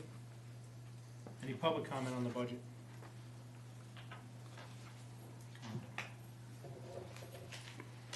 Just state your name and address for the record. Andrew Vos, 35 Red Barn Court, Cranston, 3 properties in Natick. Actually, I came here for, I'll get to that in a second, but just to get back to the tax revaluation percentages, just as a for instance, mine, I had one go up 31.5% on the revaluation, one went up 46%, and one went up 41.5%. That was the revaluation increase, just so I know you were asking about some of the residents, that's what mine were. But the reason I actually came up here tonight was just to say, during the past few meetings, I came up here and got a little passionate and hot and heavy and this and that, but I also wanted to say thank you, because you guys got a tough job. You ran for office, and you're at least trying to do something, and I just want to say I actually appreciate it. Whether I agree with what ends up happening or not, I still want to say thank you, at least for making an effort. No, thank you. Thank you. Well, Any other comment on the budget? Hearing none, I'll take a roll call vote. This is not that you support or not support the budget, this is to let the public vote, let the town of West Warwick vote on the budget. Jay? I'm supporting moving the budget forward for the people to vote on it. But I still, for the record, I think there can be reductions, as I just stated. Mary Beth? Yes. John? Yes. Jay? Yes. And I vote yes. Consent agendas, license applications. Resolved that the consent agenda having been posted, all matters being referred to proper departments and being disposed of, awaiting recommendations, the same is hereby approved. Move the resolution. Move in second, any discussion? Hearing none, all in favor? Aye. Opposed? Ayes have it. Correspondence, resolved that the consent agenda having been posted, all matters being referred to the proper departments and being disposed, or waiting recommendations, the same is hereby approved. Move the resolution. Second. Move in second, any discussion? Any public discussion? Hearing none, all in favor? Aye. Opposed? Ayes have it. Town council act, Hold on one second. Anybody here for a license? They've all been approved? Go ahead. town council acting as liquor commission. Transferred Class B victualling liquor license. Resolved that the following application for a Class B victualling liquor license having been advertised in accordance with the law for the hearing on this date, no remonstrance and objections presented at the same is hereby approved. From Jonathan Briggs, doing business as JJ's Cafe, 289 Queeset Avenue, Unit 3, West Warwick, to Thomas Aruda, doing business as JJ Cafe. Got somebody move the resolution? I'll move the resolution. Second. Move and second, discussion. Michelle sent us an email today. There's two outstanding bills, one for McLaughlin Moran for $138.23, and Rhode Island Distributing, $184.53. I'd make a recommendation if we're going to approve this transfer that it's contingent to paying these two bills. That's following statute, which is Rhode Island General Law 3519. Mr. Aruda is in the audience. He might be able to address whether or not that's being paid. Just come up to the mic, sir. Just state your name and address for the I record. don't know if Mr. Briggs is here. Does he have an attorney or somebody? I don't know. No, Is Mr. Briggs here by any chance? No, it's not. But, Just state your name and address. Tom Aruda, 9 Brookdale Drive. Are these expenses going to be taken care of, to your Yeah. knowledge? All right, so again, Yeah, you self-pay. the recommendation would be from the council to approve upon proof of payment to these two vendors, which is McLaughlin and Moran for $138.23, and Rhode Island Distributing $184.53. They're also waiting for Division of Taxation and Department of Health approval. Like, So it's contingent with that also. Yeah. Okay. So, Any- oh, I'm sorry. Any other questions on that? Any public comment on that? Hearing none. All in favor? Aye. Opposed? Ayes have it. Thank you, sir, for coming. Town council, acting as town council. Amplify a loudspeaker dance live band license. Resolved that the town council hereby approves the following application: Portuguese American Citizens Club, Tension Joe Silva, for May 24th, 2019, and May 25th of 2019 at 97 East Main Street, from 8 PM to midnight on Friday, 1 PM to 8 PM on Saturday. So move the resolution. Second. Moved and seconded. Any discussion? Paul, was there any issues with the dates on this? Yes, he's here. Oh, just come to the mic, sir. Just state your name and address for the record. Claudio Santos, 14 West Warwick Ave. There was a miscommunication on the bands. They were supposed to come on Friday, but nobody signed the contract, so they can't come on anymore. So we got another band, but they can only come on Saturday. We wanted to see if it was possible to change the dates from Friday to the Saturday, since we already have the notes out, if that was gonna be a problem. So you want to move From the Friday to the Saturday, have the band 8 outside. PM to midnight on Saturday? Yeah. And no 1 to whatever? No, we're just gonna have just a regular business day on the Friday.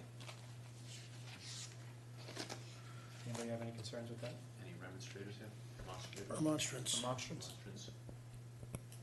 I don't see anybody. You may have to put this back on the May 7th calendar only because of the date changed. I don't think there's gonna be any remonstrance, there never have been, but because the date changed, you may have to. So table it until May 7th. So is it a date change, or is it? So it'd be May They 20. just flip-flop. It's Yeah, May just 25th. flip-flopping the Friday and the Saturday. It's just band problems. Nobody signed the contract, so. So are you changing the time that the bands are gonna Yeah, play? yeah, so I'm instead of. sorry. Yeah. Instead of playing the Sorry. band, Okay. excuse me, Just on to Friday until 1 amend o'clock, what he has midnight. requested. So the bands are gonna play Friday and Saturday, like, No, No. Just Saturday. just Saturday. They were going to play Friday and Saturday. They were gonna but be now Friday and Saturday, sorry, so just it's not. amend that and then pass it, Yes. if you want. The only thing is, instead of 1 to 8 on Saturday, it's 8 to midnight on Saturday. 8 to midnight, yes, And sir. nothing on Friday. Nothing on Friday. We're just gonna have like a regular business day with a DJ inside, so it's Somebody not. make a motion to amend. I'll make a motion to amend. Second. So May 25th will be 8 to midnight. Correct. Any other comment? Hearing none. All in favor? Aye. Thank you. Opposed? Ayes have it. Thank you. Discussion action, Condesa, 721 Quick Lane, an outdoor event in the parking lot. So, He's here. You don't need to move it, but. John? so this is, in Ward 5, and I do have some concerns. So there was, music, I mean, the last year, it was Cinco de Mayo, correct? You guys used the front area, the walkway. Mr. President, someone's gonna move this. Is that No, to it's a move? discussion action. I know, but if you're gonna do anything, it I'll still make needs a to be. motion. Make a motion to move. Second. Discussion. So, it looks like now you're looking to move into the parking lot, correct? Yes. So, some of my concerns, first of all, the footprint that you will now be moving into is in the landlord's parking lot. So I would assume that you have permission from the landlord to do that, written permission, I would assume. Yes. The other thing is, you would need an insurance rider for this. You're gonna need a police detail. I know you wanted private security, but that's not enough. We definitely want a police detail there. Okay. That's probably what I'm thinking. I don't know if anyone else has any issues. What is the actual space that you're going to take up? Is it 40 by 60? Is it, have you spoken to the landlord? Yes, I personally haven't. My brother has. He's the one that does. He's the one that's there mostly. I don't know the actual dimensions myself, but I'm assuming it's something like that, 20 by 20 or 20, no more than 20 by 40. I would think that's kind of big, but. But what section of the parking lot? Because last year you had the front of your building along with the little roped-in area. Now, are you looking to move over to Papagino's side? I know most of the businesses are closed at that hour, but what I'm trying to picture is where you wanna go, and what interference would you have with, Papagino's would probably be open, but what interference would you have there? We wouldn't have interference with any, with the other businesses, with our neighboring businesses. The only issue is gonna Right be where they're the right of way coming in off of East Greenwich Avenue, depending, are you putting up cones or a rope? Yes, barrier, All right, do you know how close the most southern rope is gonna be to the intersection with East Greenwich Avenue? Just so there's no interference, so you might wanna get a fire department official over there to give you an idea of where that rope or that boundary should be, so there's no interference with that intersection. Yeah, I mean, okay, we can You do that. understand what I'm saying? Yeah, but we're fairly far off the actual I intersection. understand, but I mean, he'll be able to tell you exactly where the safest issue would be, because again, if you're gonna have your tent up within that roped-off area, and you don't know how many people are coming, you just wanna make sure about pedestrian traffic not getting in the way of cars trying to get in and off of East Greenwich Avenue. Okay. All right, so now that I have your drawing and I just shared it with the chief, the only concerns he has is that's a roped-in area. There's obviously Cinco de Mayo, there will be drinking taking place, people leaving, people hanging out outside your building, and you're actually in the roadway. So he's concerned with like some sort of barrier, rope's not gonna be good enough for you, so you'd have to put some sort of hard barrier in that place to protect Temporary fence. your patrons. And then he also shows that you have the bathrooms across the parking lot as porta potties. And he'd hate to see people leaving your establishment after drinking, stumbling across a parking lot into those porta potties and becoming obstruction of traffic also. And again, I don't know what's open, what's not open. I know you got super cleaners. I mean, they're open during the day, but this is Cinco de Mayo. You're gonna probably start at noontime till close. And some of Yeah, these it's a places are Sunday. probably open. It's a gonna be Sunday. If I could make a suggestion that he would sit down with a representative of both the police department and the fire department, they could probably lay out a plan that's acceptable, and then the type of fencing and/or barrier that would be around the drinking establishment, make it similar to what's down at the grounds at the Holy Ghost, and then just to make sure that there's no interference with either parking and/or ingress or egress off of East Greenwich Avenue. That might be the best way to go about it. So the entertainment is what, like Just a acoustic, guitar, yeah. acoustic guitar or something? Acoustic. Yeah, no, there won't be like DJ or anything loud like that. It's what you're actually licensed for already. Okay, right. So that's not an issue. It's just a safety issue. I know you had it out there last year. It wasn't as big, but this seems like you're going a little bigger. So, you know, I mean, I'm for it. It's a Sunday. Most of these, like you said, most of these businesses are closed. Again, Part of the concern that I would want this looked at is, you know, the actual area in proximity to where they're leaving, and there's an island barrier there. So, like, if there's a group of people congregating and cars are leaving, you know, they sort of have to like maneuver around. There's a few, if you look, I think each one of these, So like, it's got about 150 feet. is it that much? Yeah, between the road and up to his. So what kind of barrier are we talking? I mean, the fence really isn't. If you put a temporary fence up that's probably, 4 feet, you could put, there's things you can do.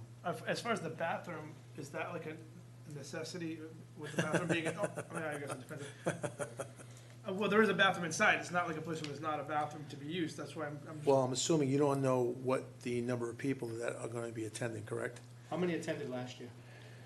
I don't have a specific count, because I actually run the one in Smithfield, because my brother had to be out of town today. But if based on our experience, I would say throughout, you're asking like from open to close, around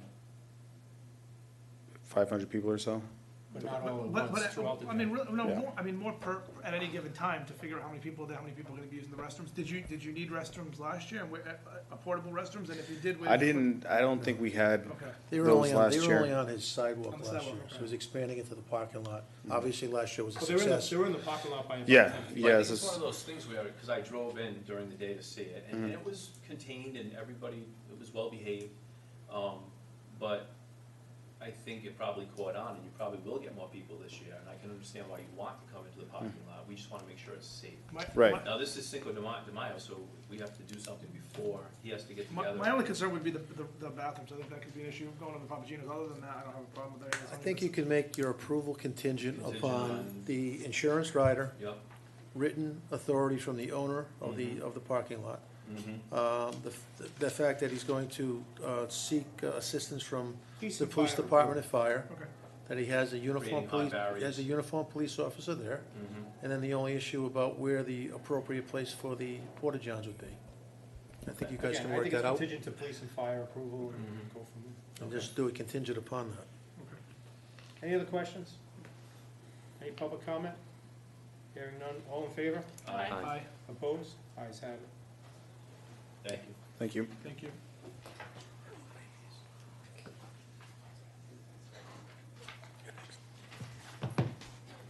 Contribution to Judy T. Studios Program Book 2019, Blake's Camera Dancing, sponsored by Council President Goslin.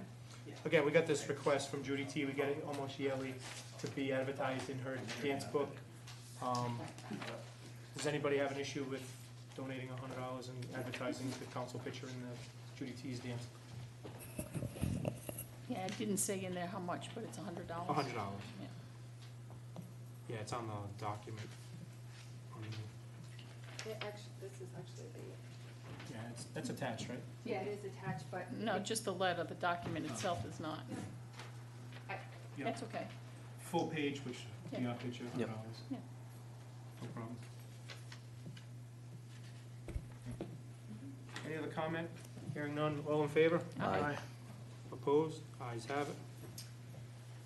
2019 Earth Day recap, sponsored by Councilman Licciardi.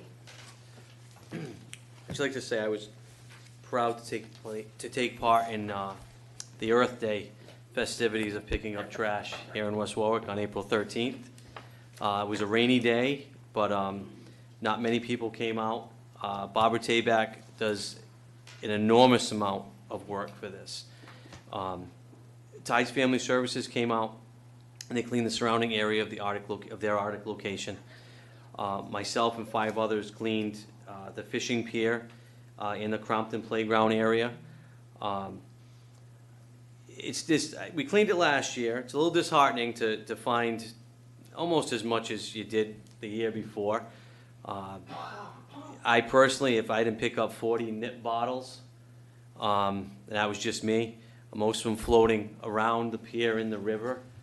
We actually went in the, well, almost in the river. But those surrounding areas there in the playground, we took about 8 hefty garbage bags out of there, about 6 tires, microwave, bicycle. This is all between off the pier. Nothing's on the pier, but in that area. Trash was picked up along the bike path. And there were multiple bags of trash picked up along the Hong Kong area. And due to the weather, it kind of deferred some people from coming out. They will actually, so there will be another Earth Day cleanup. It'll be held on May 4th, same time, meet at 8:30 at the VFW. There's still, believe it or not, there's a lot to pick up out there. So it's sad, but it needs to be done. So if anybody's interested, you can call Barbara Tabak at 487-4848 and let her know that you'd be there, so. Just want to add one thing to that. We were going to have the ribbon cutting, the official grand opening for the playground, which is already, it's open. We were just a formality, but when speaking with Barbara Tabak, we're going to push that off because I don't want to have people to go to one or the other, and that way we can make sure we have more people for the. Pushing what off? Pushing the ribbon cutting. Okay. So it doesn't conflict with part 2 of the Earth Day cleanup. Okay. What's that? Yeah, sorry, thanks. 2019 Easter Extravaganza recap, sponsored by Councilman Licciardi. This event took place last Saturday. Takes a lot of family time and cooperation to make this happen. I feel it's very worthwhile for the community. I'd like to say many thank yous here tonight. One to John Parenti for giving me some radio time to promote this. Two to Kendra from the Times, who did publicity before, during, and after the event. And our biggest sponsor, Belize Honda of West Warwick. I'm still working on that $5,000 donation that they've given us. And there's quite a bit left, which I'm really stretching that. But Lori Petrucinelli was our Easter bunny, who spent 2 hours in a costume with no air, but she's okay. And the costume was donated. We let Gel's Kitchen let's borrow it, so thank you to Gel. Before the event, I had some people contact us for I call them donations, but they want to be part of the event. Brenda Holmes, local realtor in town, she brought over bags and bags and bags of candy for us to rebag to make little bags for everyone. Metro Security, Pat Service, who's always giving back to the community. Walgreens, located between Greenwich Avenue, Queeset Avenue. I actually was able to go on a mini shopping spree with the manager there to use as prizes for giveaways. And they were also there at the event taking pictures for free. And if people wanted their picture with the Easter Bunny, they could go to Walgreens beginning yesterday and grab their picture. And they were also there with giveaways. So they've done a lot for this. I'd also like to thank Barbara Tabak for her help with this event as well. The Lions Club had a table. Help the Homeless Rhode Island had a table. Lori Swanson from Civic Center, she had a table promoting the summer program, which was great. And Nicole Knott, our recycling coordinator, promoted what it is to recycle over there. So, and they had a lot of people getting information. The 4-H Steams Club, they were here to volunteer to help, as they've done for the last 2 years. I'd also like to thank the Chief Knott in the West Warwick Police Department. I actually texted the chief in the 11th hour to say if an officer is in the area, can they just stop by and just say hi, shake hands, be a presence, just for the community. And then during the event, 5 officers showed up, and they were they weren't a detail. They were just there to hang out with the kids for a while. They passed out candy, got a great picture with the Easter Bunny. One got their face painted, just to show that they are part of the town as well. And in the end, 137 kids in total came out on a rainy day, which was good. It's a nice event. Council President Goslin was there, along with Councilwoman Williamson, to show support. So, thank you. And one last thing, for the last 2 years or so, when I began this, I began to ask local businesses to provide funding for this, and I don't like to do that because everybody taps the same people. But I just want them to know that that's the reason why I don't ask them.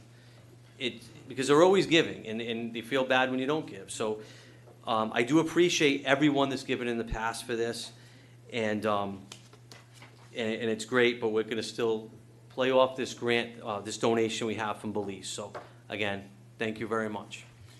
Actually, if I could add to it, it's the first time I actually attended, and it was a nasty morning getting there, actually, and my understanding is it's usually outside. It was warm, the Easter Bunny must have been very warm in that costume, I assume, and I think Hot. she actually Very maybe hot. made comments to that effect at some point in time. I'm sure Lori did. But there were police officers there, they were reluctant to have their faces painted until the colonel showed up, and then felt it was okay that they did that. It was a great event. Jason and his family do a tremendous amount of work, and they're all there working all day too, so hats off to you for doing it for the Thanks. community. Yes. And Jen, I think I said that to you the other day. You and your family do a great job with it. This year I got to actually participate with 3 children, and they had a blast, and they spoke about it the entire day. And again, winning the prizes, you know, makes a kid very happy. Again, I commend the police department for being there. It was good to see them shaking hands, the kids taking pictures with them. The Easter Bunny, yourself, your family, your friends who volunteer with that, and I know it's you know, you're up till 2, 3 in the morning stuffing eggs and whatever else, and then getting there bright and early next morning. So again, hats off to you, and thank you for doing that. Thanks. And bringing that back to West Walton. Terrific Thank you. event. Boards and commission application process, sponsored by Council President Goslin. Okay, so it's been a long time coming, been working on this for a couple of months, nothing's really changed. I know we talked about, I had actually a rough copy, I left it at my desk at home. Really, nothing really changed on here except for adding Rhode Island BCI a background check. Resume attached, yes or no. You know, on here already is a date, new appointment, reappointment, the board or commission or committee that you're applying for, your name, your address, your mailing address, telephone, cell phone, email, employer name and address, your work experience, your educational background, and an explanation of your interest of this position, and a signature of the applicant. Again, I put on Rhode Island BCI and resume attached, yes or no. You know, some people don't want to attach a resume, that's up to them. A few people that I've spoken to that are on the boards already, who went out and got their BCI, I think they went down to the Attorney General's office, it was $5. And that's a Rhode Island BCI Correct. check. So, does anybody have any other changes they'd like to see to this, and so I can get Paula back on and get these positions filled? No, we also talked about coming up with job descriptions, and obviously that takes a little more time and effort, but that's certainly a good start. The only other thing I was questioning on, because with the BCI, it should answer the question, but I was also contemplating on putting, have you ever been convicted of a crime? And we have some information that perhaps that cannot be put on an application at this point in time. There was some discussion yesterday. You definitely can't go with have you been arrested. The question that we have to resolve is the conviction part. And again, depending on, or should be dependent upon the type of board or commission you're looking at, there might be a little differential between whether you can ask an adult So that the question. BCI's, Should The take BCI care should of it. suffice, Suffice. right, the only thing you're not gonna know is if it's expunged or whatever, you won't see it. right, so. and you really can't ask the question if it's been expunged. Now, should that go to, so somebody wants to serve on a board, that comes in, they go to the clerk's office, they obtain this paper, they do what they need to do, they fill everything out. Do they attach their BCI to that? What they should do is if they have a resume, BCI, anything like that, is put it all together and put it in a sealed envelope. Okay. Or is And that, and also, it should be noted that when at all possible, type versus handwriting, because sometimes. Can't read? I can't read them Right. sometimes. So, but again, that would be the appropriate way to, once you fill out everything and attach your documents to it, seal it and send it back to the town clerk. The current format of the application doesn't leave much space for information. Like, for example, educational background is one line. That can be expanded, I think it should be that's expanded. one page, you could expand that We to should 5 expand it so that for people room. can expand. You know, some people will write all over the back. I think it should, I think it should all be printed, because there's some where I can't make out some of what's, you know. but it should be on this application, correct? Like, we shouldn't get, and this We is can for. make this application a 2-page No, application. but I'm just saying, it should be on this, so if it's an appointment or reappointment, because I mean, like I said last time, we're looking at 5 different ways that people They filled out an employment application, one of those, an email. We get a one line, I'd like to be reappointed to this board, period.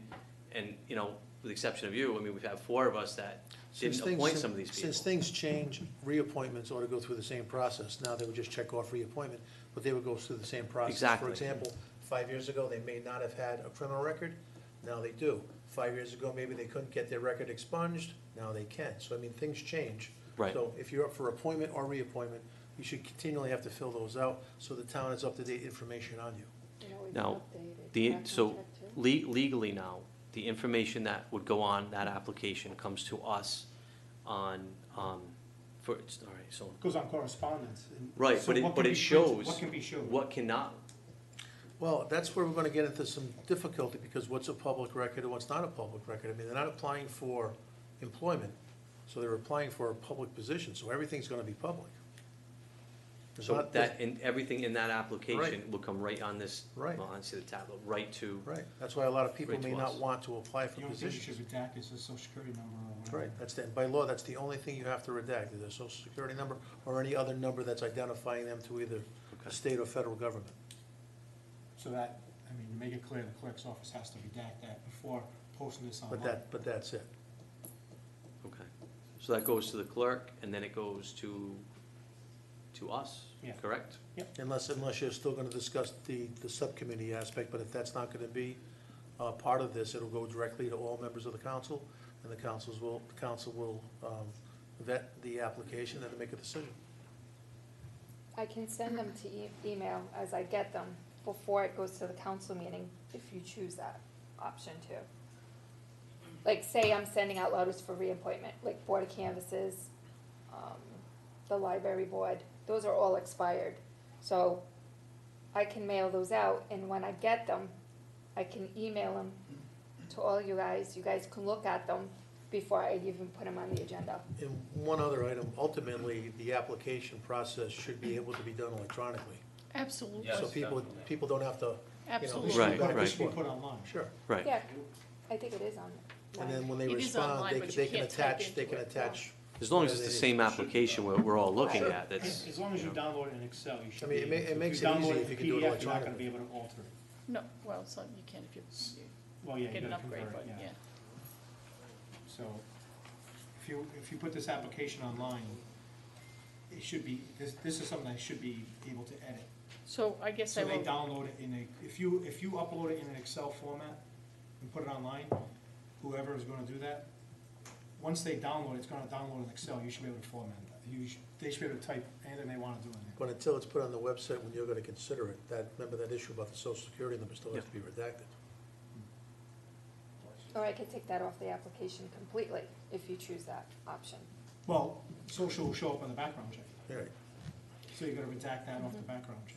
One of the questions that I've gotten, and this is, I don't know if it should be on the application or it should be more of just information, but when somebody says, I'd like to serve on this board, do you know when they meet? Is there a specific where, at least a day that they would meet, like once a month, twice a month, whatever it may be? The only way to handle that would be is to contact the clerk of a sitting board or commission, like the pension board, or go online to find out when they normally meet. But usually, they're gonna set their agenda and their calendars as needed. Okay, Because again, like you know with the recreation committee. it's been a year and Right, whatever, yeah. exactly, Yeah. so. More frustration. so typically, what goes online and what we see with the agenda would be a full package of someone has Exactly. submitted. When So, it- so the BCI check would be there as well, Right. online? Right. Okay, just wanna make sure everybody understands that. Right, until we get further edification from the Attorney General's Department about deleting that or redacting that, it'd have to be on there, because it's part of the application process. Just remember, the difference is they're not seeking employment, they're seeking an appointed position, so. Any other concerns on this? We can move it forward, we'll just, You can move it forward for the next draft presentation, and then you could tweak it from there. and then we can have it on the May 7th as a final approval. So, all right, I'll draw that up. Well, just send this over to me in electronic format. I can draw it up, make it 2 pages, make it a little more roomier for information. and we go from there, and then we can. You can put it on the also next add, agenda. add the phrase that if you require more, space, please add document, add paper. All right, that's all I had on that matter. A resolution authorizing a contract with ICC of Providence, Rhode Island to provide information technology services to the town of West Warwick. Move the resolution. I second. Moving second, discussion.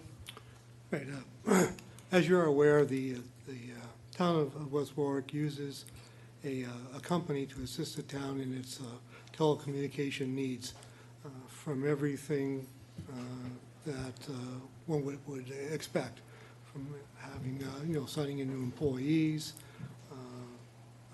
putting, new printers online, as well as projects that various department needs. You can imagine the organization that we have, with the police, fire, wastewater, and town government, a lot of different types of software programs, quite a bit of hardware for our facilities, servers. And again, police and fire have unique aspects to their professions, 24 hours a day, 7 days a week, and the different law enforcement and firefighting applications they have. Clerk's office has applications, with the state with elections. So again, it is quite a bit of work involved, in the town's management information systems. The current vendor that we have, RCC, their agreement is expiring at the end of this fiscal year, and the town has to give the vendor a notice of if the town chooses to seek a new vendor or go out to RFP, a notice has to be given by the end of April. Earlier this year, I asked a working group of directors, the police chief, fire chief, and his director of communication and finance director, to work together as a team to review our infrastructure, technology infrastructure needs.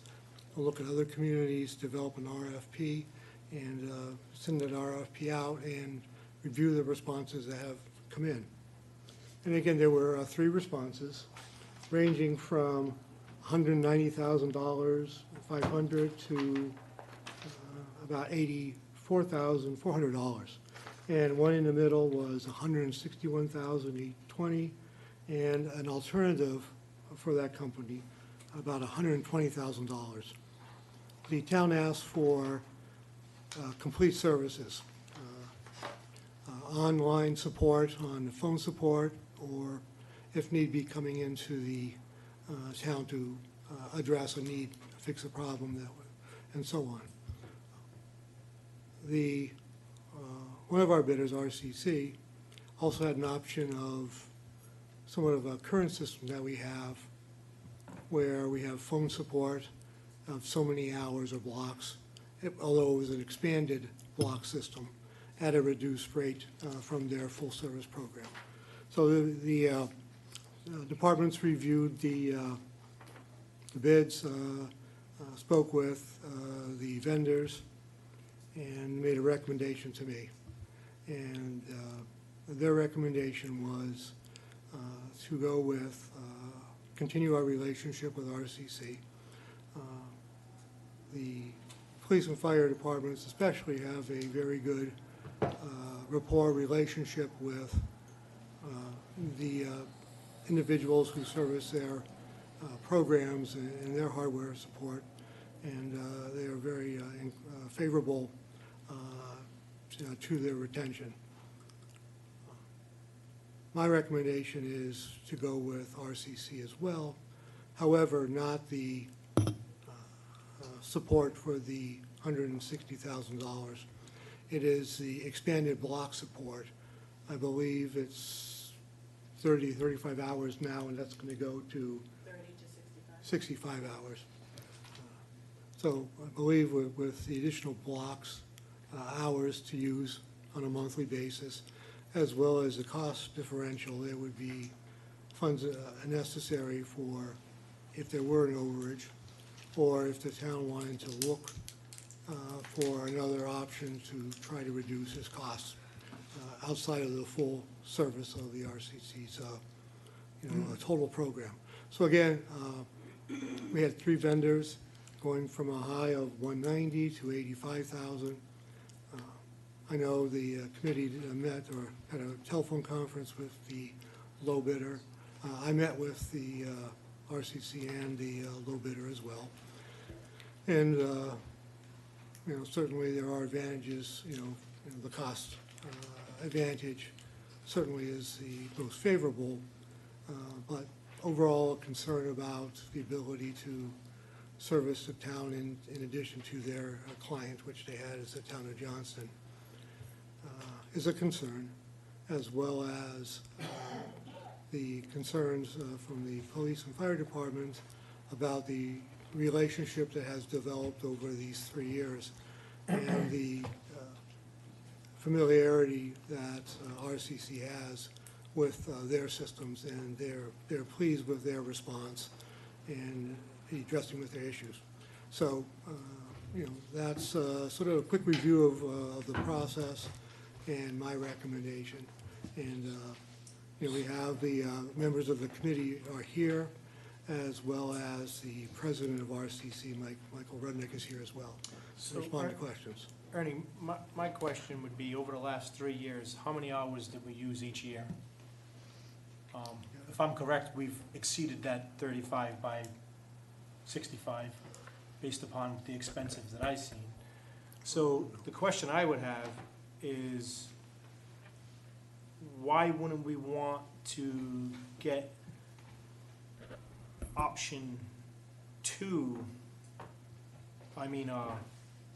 the unlimited option 1, I'm sorry, I'm just trying to see here, option 1, unlimited service 24/7 with how many people that they are offering to back us up, 9 individuals, for 161,000.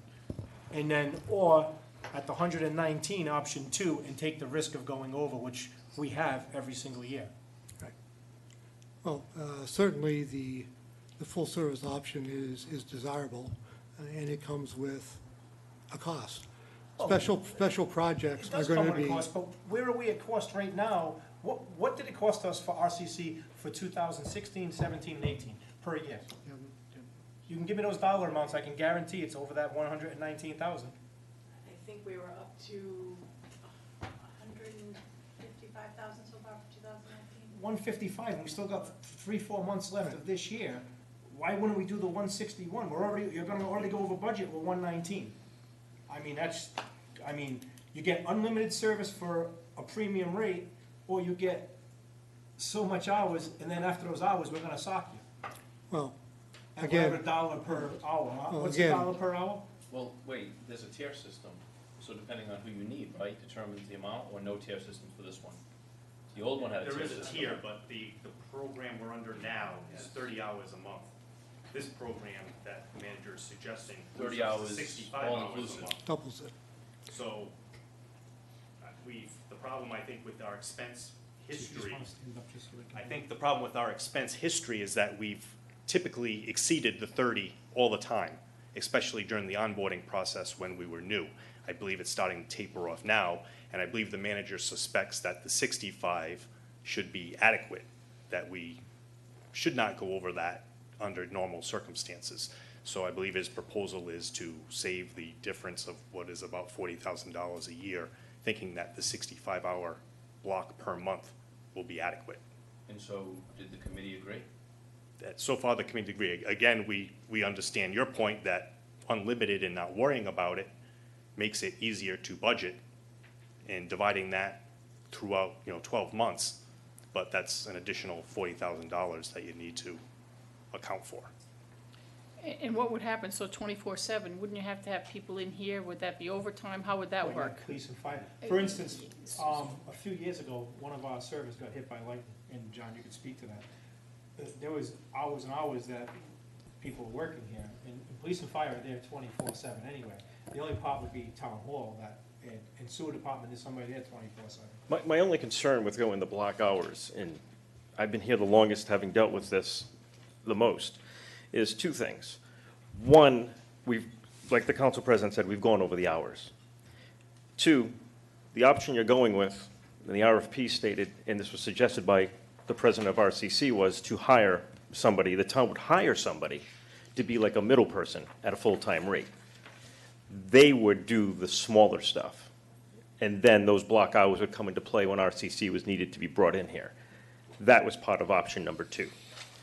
The third thing that is not being talked about is when we did an overview of all the computers in the town, police, just the police, fire, and town hall, there are several computers. And I can tell you just on the fire side, there's at least a dozen computers that have to be replaced by the January of 2020 because Windows 7 will no longer be supported by Microsoft.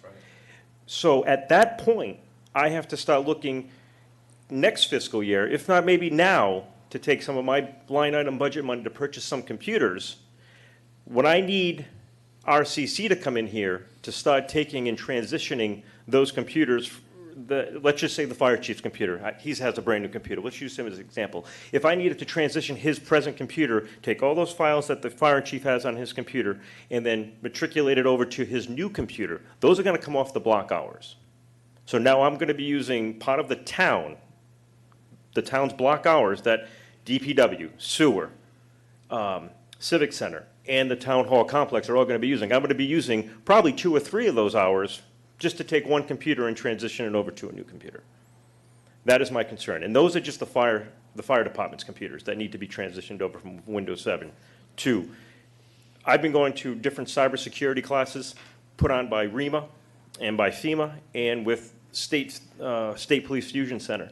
We are vulnerable right now to cybersecurity. And I talked to a couple of councilmen about this in the past. We are very vulnerable. The city of Atlanta was taken over by a cyber attack.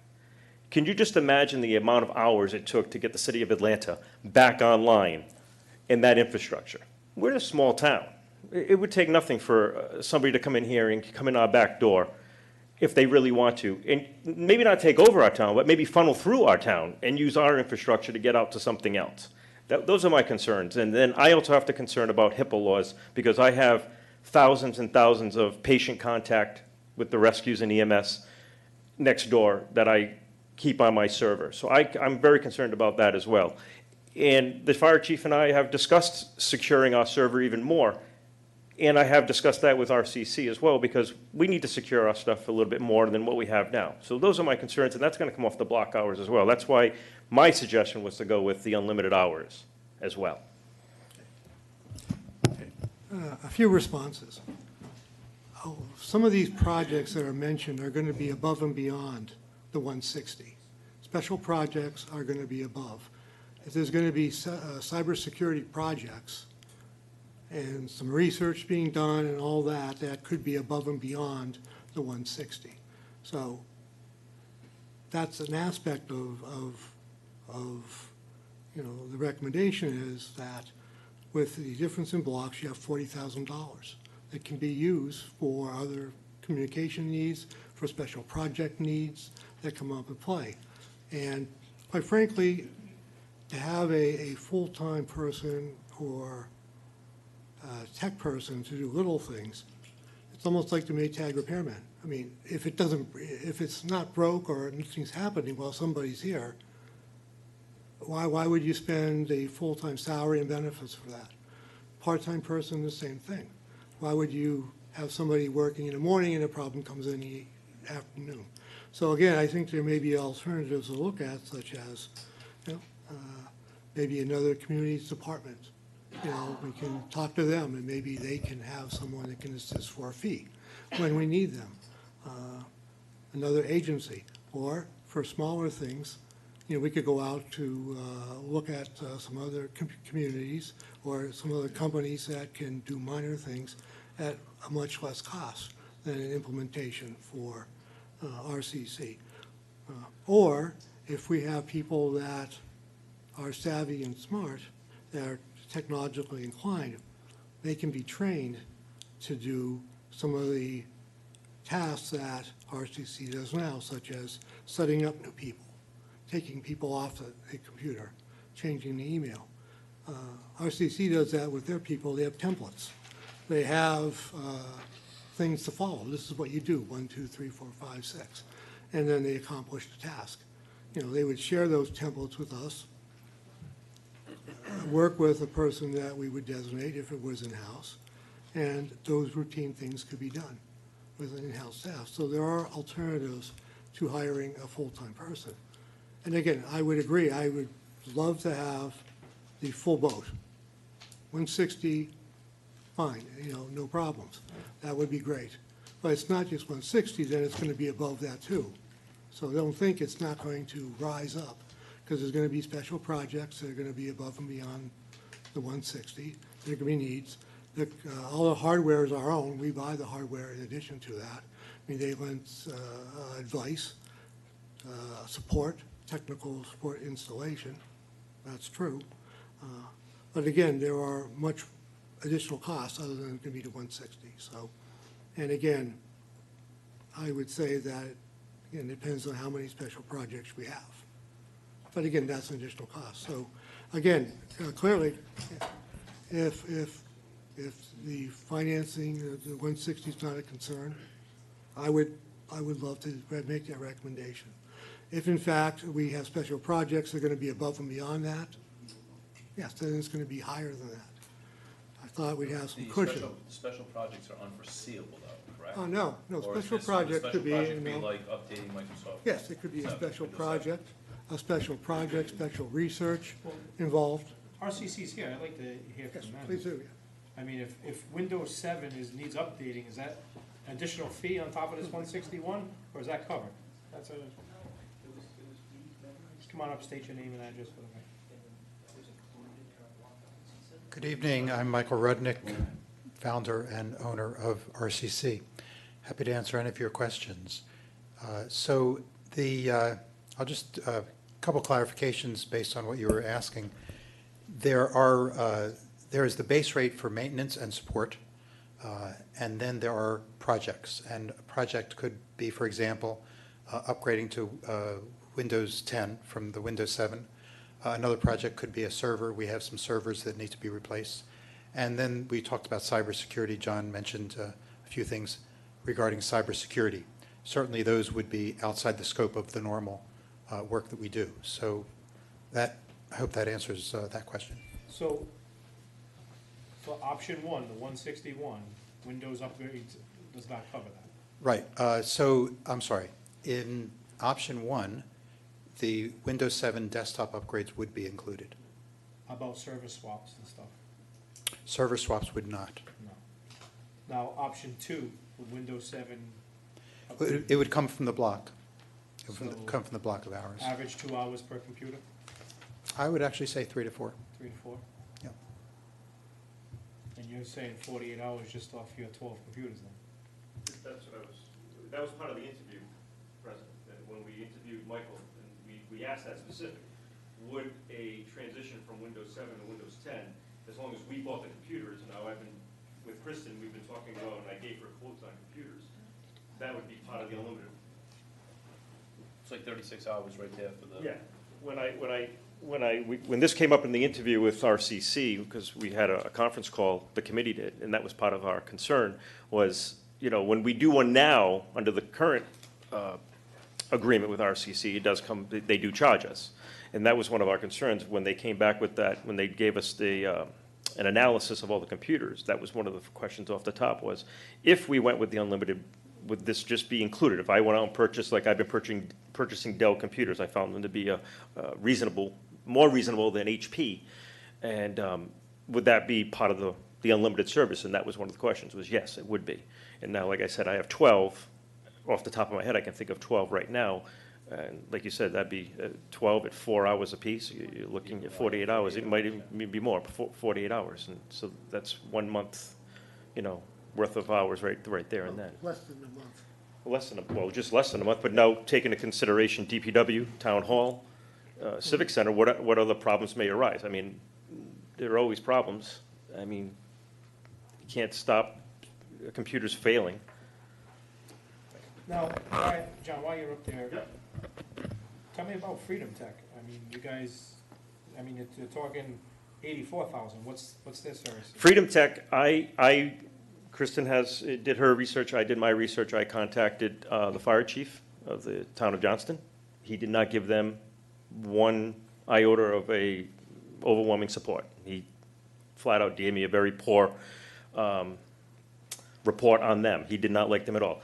I called another reference. These were references, by the way, that Freedom Tech had given. I had called our former fire marshal, Jim Babola, who works down at Dunn's Corner. They were, and I don't understand, but Freedom Tech had put down Dunn's Corner. But Dunn's Corner had severed ties with Freedom Tech for poor performance. And I called Jim Babola and asked him why. He gave me a list of things, reasons why. I came back and I reported that back to the committee. So those were 2 out of the 3 references that they had put down that I had called. Kristen, had some friends over at the finance department and clerk and finance in Johnston. They liked them over there. So I just brought back what was reported to me from 2 resources that were given to us and references that were given to me. I would add from my experiences on the tech committee and just like asking, questions of Mr. Patello and of our chief, the working relationship with RCC has been good, and they're responsive, and there's a familiarity there. There's, some institutional knowledge, obviously. I can give you, I don't know if we spoke about this before, but this fiscal year, you gave us, the fire department, capital improvement to put in a new server. Ours was approximately 7 years old. RCC came out with the bid. We followed it to the T. They came in under budget by approximately $2,000, Chief? $2,200. They came in under budget, which actually helped us with a little bit of shortfall in matriculating our computer-aided dispatch over. The company, unbeknownst to me, charged us for a block of hours to take their program and take their data and push it over, so it kind of evened out as well. But their transition from one server to another server was seamless.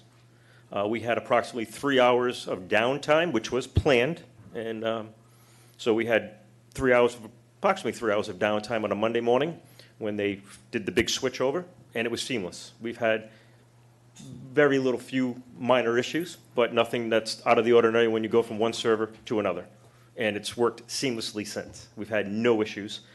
John Redmond has been on top of it, their top-tier engineer, and he's always monitoring it, and I think Kristen gets the report as well as I do. Every week we get a report of what the servers are doing, how they're doing, they're upgraded as well. So we've had no issues. So that's one positive for RCC when we went from one server to another. It was seamless, very much seamless, and it was under budget. When you mentioned Freedom Tech, again, their main municipal client is the town of Johnston.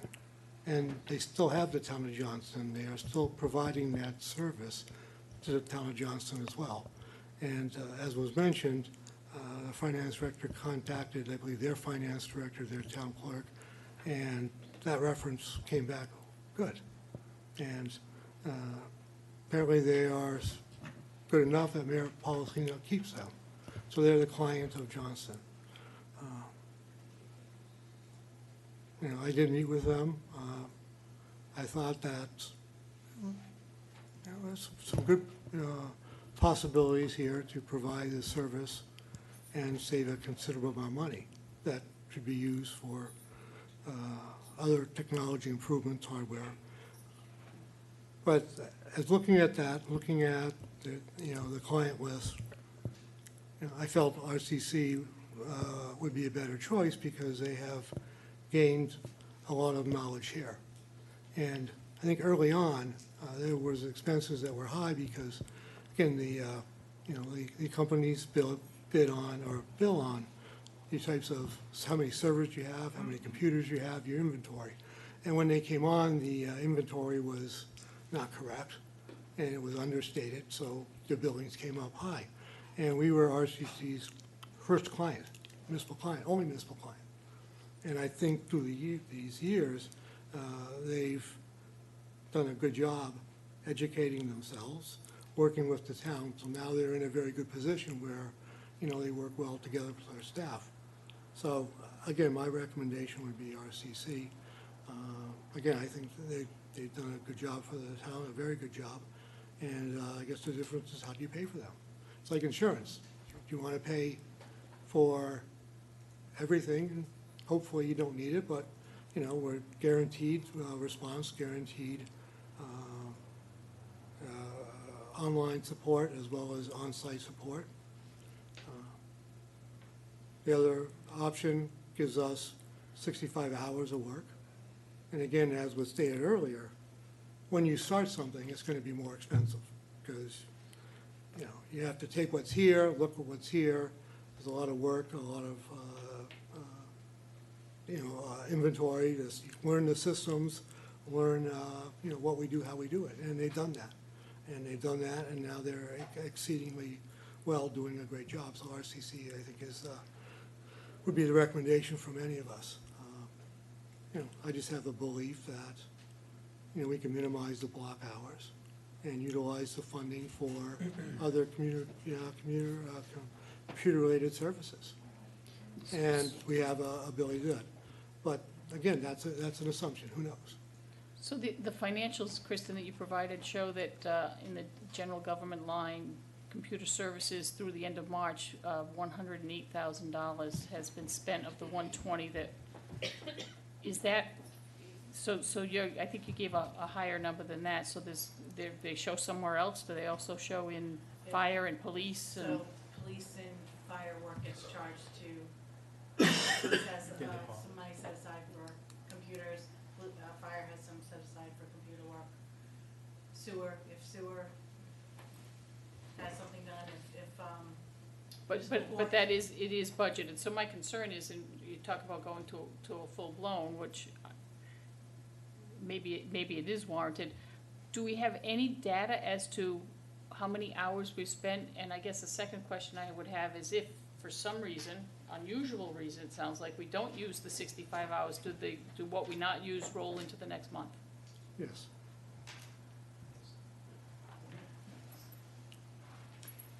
Yes, so the block hours approach that we are proposing included 65 hours, which could move up or down. That is, if we find that you're using less than 65 hours, it would go down. Our estimate is that you probably would be using about 90 hours a month. That is, based on history, we don't think 65 hours is enough. We assumed, as part of our recommendation, that there would be an employee that would do some work for the town. I know it's in there and I'm having trouble seeing it on my phone, but what's Sure. your hourly rate after? $115 an hour, that is a greatly discounted rate from our normal I'm not rate. disputing, I just want. Yep, sure. So if you're telling me you're looking at probably 25 hours on average, you're still talking maybe $3,000 a month or $36,000 of overage. You already spent your $40,000. That's my biggest concern. I think what I want to do here, and if anybody from the public wants to speak, I want to take two votes here. I want to take the first vote, meaning accepting RCC, and then I'm going to take a second vote, option 1 or option 2. So we're very clear here. That's, Understanding that you've only budgeted for 120. Again, 120 is budgeted in that area, but all the bigger departments have funds for Okay. communications. So that would be all pooled together. And then if there's special projects that go above and beyond that, then these departments that are going to be asking for those services are going to have to spend it through their own budgets somehow, some way, shape, or form. And a point of clarification, Michael, if after hours work, if it's an emergency work on a weekend, is that covered under the blanket approach? I'm sorry, for the option 1, I believe. Yes, the full service. If For there's the a- option 1, after hours would be included, yes. Saturday, Sunday, holiday? Yes, if there was a need for after-hours support, that would be included as part of the block, as part of the flat monthly service. Okay, good, thank you. So if we had 140 hours in a month, it's all covered. Yes. Ernie, how confident are you with option 2 versus option 1? Okay, yes. I mean, am I confident that I can say it wouldn't exceed that amount? No. I mean, just using what I believe based upon the work that I see out there. And again, we'd have to have something in place to offset some of the hours that would be spent on lesser items, more routine items that can be done by non-real technical staff. But- Can we get training through RCC for, I know John has extensive computer training, but can we get others trained to do some of these other tasks? That's a great question. The simple answer is yes, we'd be happy to train town employees in basic routines. The key thing is somebody that would have good basic skills, basic knowledge of computers, and able to take direction well, good attention to detail. With that person, certainly we could have them perform the work. So our estimates. What is the cost of that? Would that be included in one of these options, in both these options, or? In the option one, it would be part of the flat monthly fee. In option two, it would be from the block. But we're not looking at a lot of training hours if that person has some good basic skills.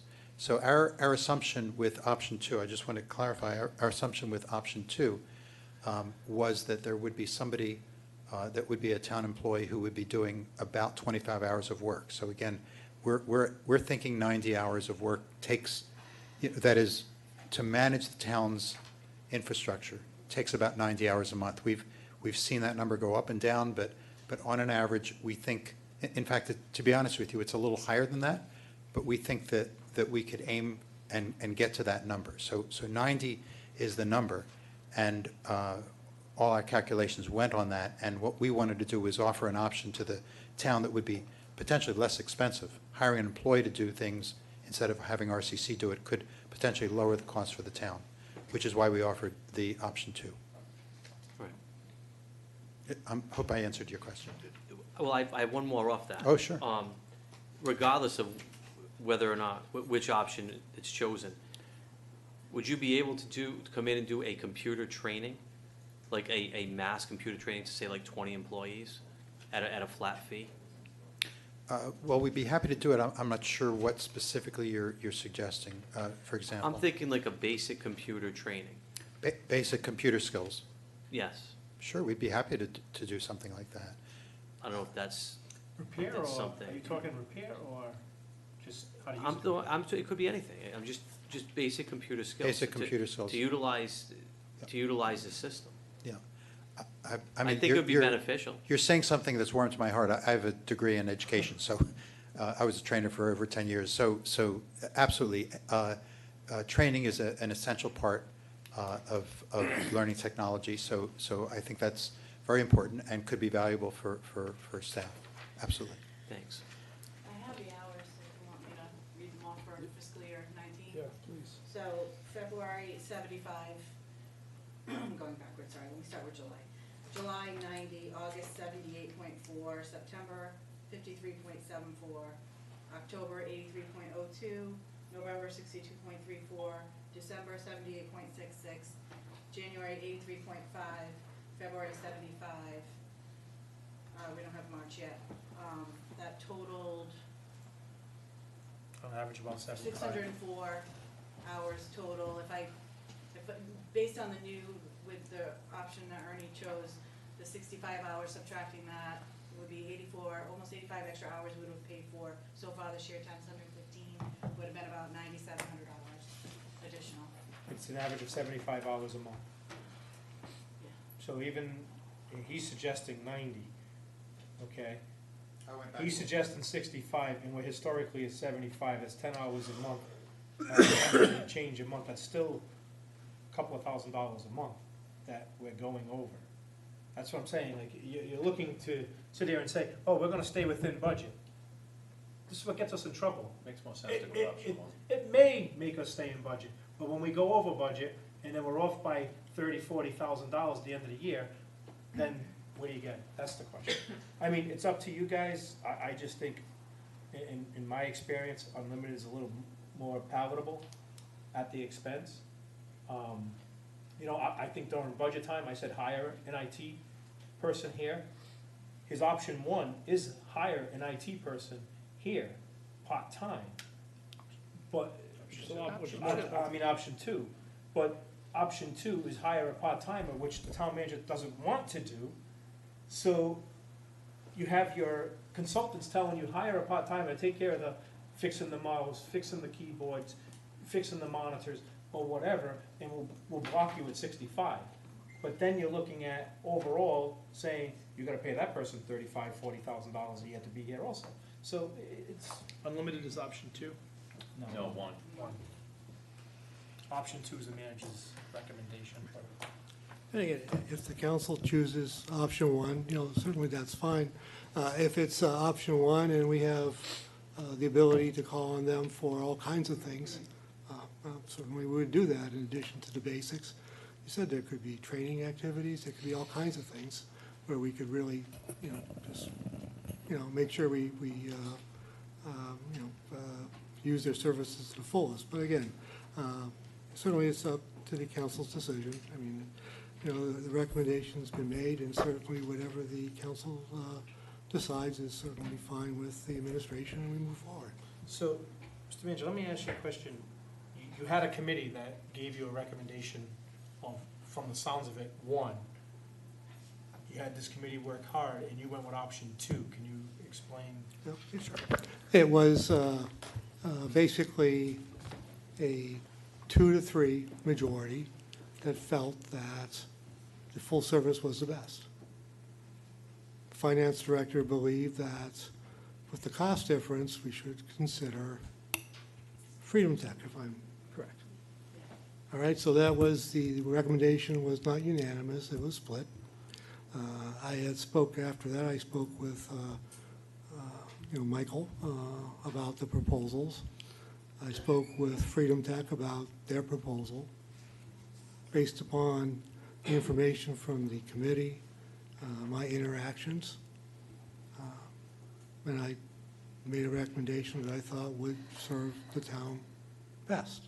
But again, as was said, do I know that with a great degree of confidence that we would not expend over 160,000?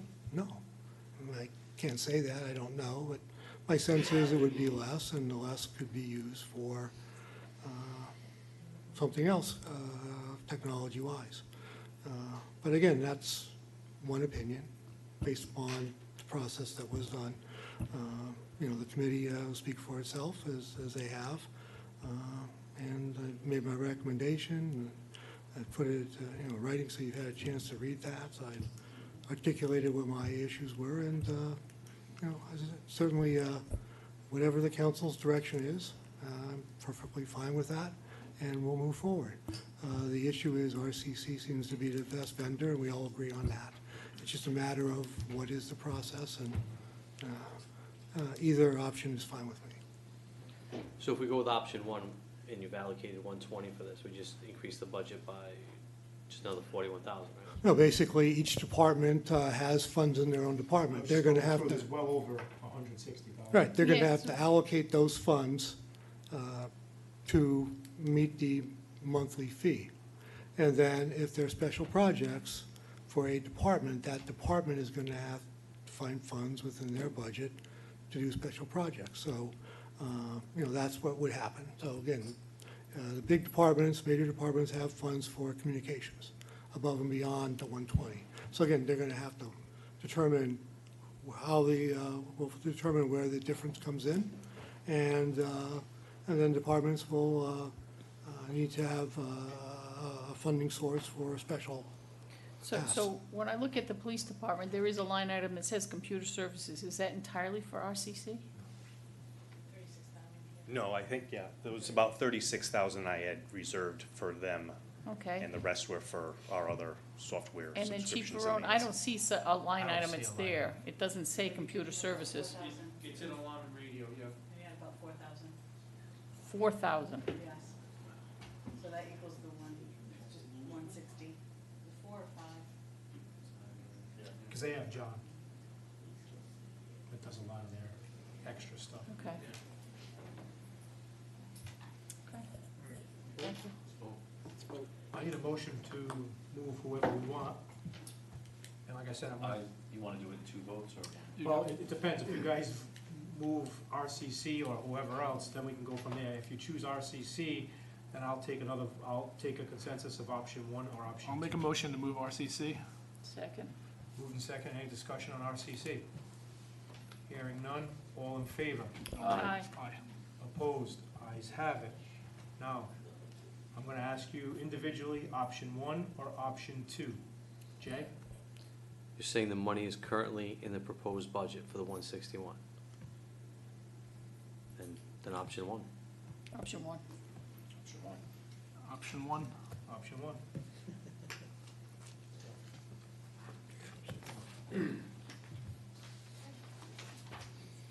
Appointment to town moderator, resolved that the town council hereby appoints the following individual to serve as the town moderator, Norman L. Landroach. Move the resolution. Second. Moved and seconded, discussion. Norman was our moderator last year. It was Johnny Bernero before him.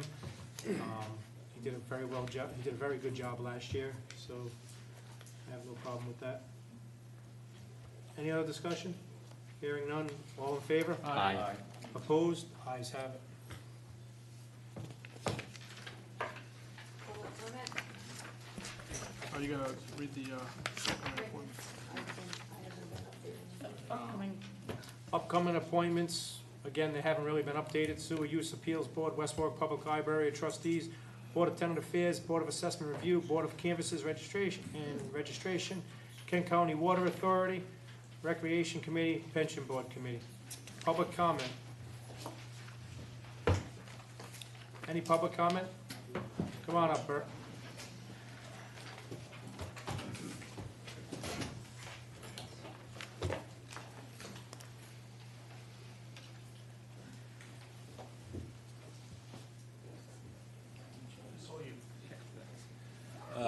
Bert Mollahan, Monterey Drive. Mr. President, coming in tonight. Bert Mollahan, Monterey Drive. Mr. President, coming in tonight, I was really sad. I got out of my car and I looked across the street, and the drugstore across the street is closed. And I can remember going back, what was it, 10, 15 years ago when they got the permit to build that building over there. And the liquor store moved over to their new spot. And to have a box store like that closed, that's not good for downtown Arctic. I was really sorry to see that close. Unfortunately, Walgreens purchased Rite Aid going out 2 years ago, and at this time, they decided that they're closing majority of the Rite Aids up the East Coast. So Yeah, I Walgreens know on the that. Cohasset side, and that's what they decided to stay on. That's a sad day for us. Well, let's hope something comes in. I hope so. I know Dave's has been looking around. That would be great. For Dave's? Huh? Dave's Market, big enough? They want that. But they have been looking. Good evening, councilors. I'm here again to discuss my property. Again, on the record, if some had done their due diligence, I wouldn't be here tonight. It's my understanding that the fence, stockade fence has been bought. They're missing 2 sections. It'll be up tomorrow. It was 7 sections. I have the photos of my property. Some I sent to Council President Goslin. He's aware of that. Also, lost my train of thought. I was told that I was approved for 5 abrevieties as of right now. Is that true or is that not true? Who told you that? Fred. I'd have to He was, ask Fred. he was out, I believe it was yesterday I spoke with him. If I remember the conversation I had with Freddie the other day, that he was reaching out to Cardi Corporation because they were up they were supposed to ball them up and they didn't. Correct, the And he was five, the reaching five out. that you see, correct. So he was reaching out to Cardi Corporation to find out about it. Now, I don't know, I can't sit here and say he approved or disapproved. He's not here, and we can find out tomorrow. Okay. There's also an email that's in circulation. Is there any way that I can get a copy of that email that's in circulation? It was Or do I my- have to file a public records request to get that email? There's nothing on the email that you need to see, Pete, except for, I told you what I was requesting for you, Okay? and at that point, I'm waiting for. I'd like to have my own personal record in the event things go down the road that I'm not looking forward to them to go. Pete, But my- there's my- some here, hold on, So Dave, let hold me, on. let me just say something. My request to the town manager, Correct. to Elaine, I understand that. to Mark Carullo, to Councilman Messier, they have all gotten the email. My request doesn't mean it's gonna stick. I'm just saying that my understand. request was, including the 5 arborvitaes, were the rest of the arborvitaes down the Correct. property line to Correct. suffice what was taking out. You had foliage there, trees and whatever it may be, Correct. okay? It was sent to Fuss and O'Neill. The questions that are in place right now are, if we put the arborvitaes in, are you gonna sign off on it? And this is all stuff that we need to iron out before Well, we get it. wouldn't you think Who's gonna that, plant the arborvitaes? Who's not gonna plant the Well, arborvitaes? So these are discussions that we are having aren't together. these, isn't this, shouldn't this have been done a long time ago? Requested by you and also the town I went to your solicitor. house Mr. President, last Thursday. Mr. President, No, no, no, no. Mr. What I'm President, saying- this is not on the agenda. This is going well beyond public comment. This goes between, you can make your statements, but I'm just instructing my client I not to understand. respond. I understand, but what I'm saying, Timmy, David, is this was all suggested by yourself and the town solicitor to be in writing months ago. Yes, if you put those arborvitaes there that you and I discussed, and I appreciate you coming out, I do. Yes, I will absolutely sign off if it's done. Who's gonna plant them? I can tell you that I spoke with Hot Toys. They will not warranty the trees if the town puts them in. So in other words, if DPW puts them in and they die, I'm stuck with dead trees. So if Hot Toys puts them in, they'll warranty the trees for 1 year. And Pete, in 10 years down the road, what I don't wanna see, none of us sitting here, you come back up and say the town planted those trees, they're responsible. No, I wouldn't, no, you wanna put that in writing, I That's mean, all stuff that we need to iron out, and I need to sit down with the town and manager. and that's why I called for this meeting way back in October to have this all said and done, because I wouldn't be here. They're almost done. Pete, I'm gonna say one more thing and I'm gonna end it. Shame on the town, shame on you, Shame okay? on me. Shame because you had one person show up. Listen, if you're gonna meet with the town manager individually, you're gonna meet with Freddie individually, you're gonna meet with me individually, you're gonna meet with Messier, Councilman Messier individually, and not have everybody in the same room. I could tell you right now, I could do this right here and tell everybody what I had for lunch today, and by the end of the conversation, Bert's gonna say I had sausage and peppers, and Kristen's gonna say I had salami and cheese. You cannot- Because that's what's gonna happen. You And that's cannot- what happened. You cannot and will not say that I did not invite this whole entire body to my Pete, house. I'm not arguing that. I'm saying the meeting should have happened, and it should have happened with everybody in one room. Not Absolutely. everybody, one individual going to your house, not me just going to your house, not Freddie, That- I not agree. Dave Picozzi, not Cardi. Everybody in one room. I agree. And shame on everybody that was involved in this project. Mr. President, this is no longer germane, we should move forward. This should be a private meeting. With all due respect, Vice President D'Amico, I have one more thing pertaining to the property. The chain link fence that was cut. Here they are, they want to put the fence back up. It's gone. Nobody knows where it is. So now I'm going to be stuck with a piece of, I don't know how they're going to do it. It's 6, 7 feet long, 8 feet long. It's missing. Nobody knows where it is. I'll end that. As long as you and I can discuss afterwards or another time. I know you're a little red in the head, you're probably a little aggravated. Lastly, I want to have somebody put on the agenda to discuss the Kent County Water Authority and the fire hydrants. I think $500,000 being paid out for something that we may not own is ludicrous. Maybe Mr. Williamson can bring everybody up to par on what's going on. I think we're in a financial mess. There's no way around that. $500,000 is a lot of money to be paid out. Am I right or am I wrong? We've been down this road year after year. Well, can't the town or somebody cease payment until they determine who owns them? Mr. Solicitor? I'm not going to respond to that. Because it's not on the agenda? It's not on the agenda. You're asking questions, you're attempting to negotiate, you want answers from things that aren't on the Attempting to agenda. negotiate This nothing. is your public comment, you get to say. There's no response required. I'm not negotiating anything. You just asked a question. He asked for it to be on the next agenda. That's it, Correct. so At they- that you can point, we speak can to put the it on the appropriate agenda. people putting it on the agenda. Other than that, I'm not going to answer any of your questions. Okay? So, when do you have an idea, when, you said Friday, correct?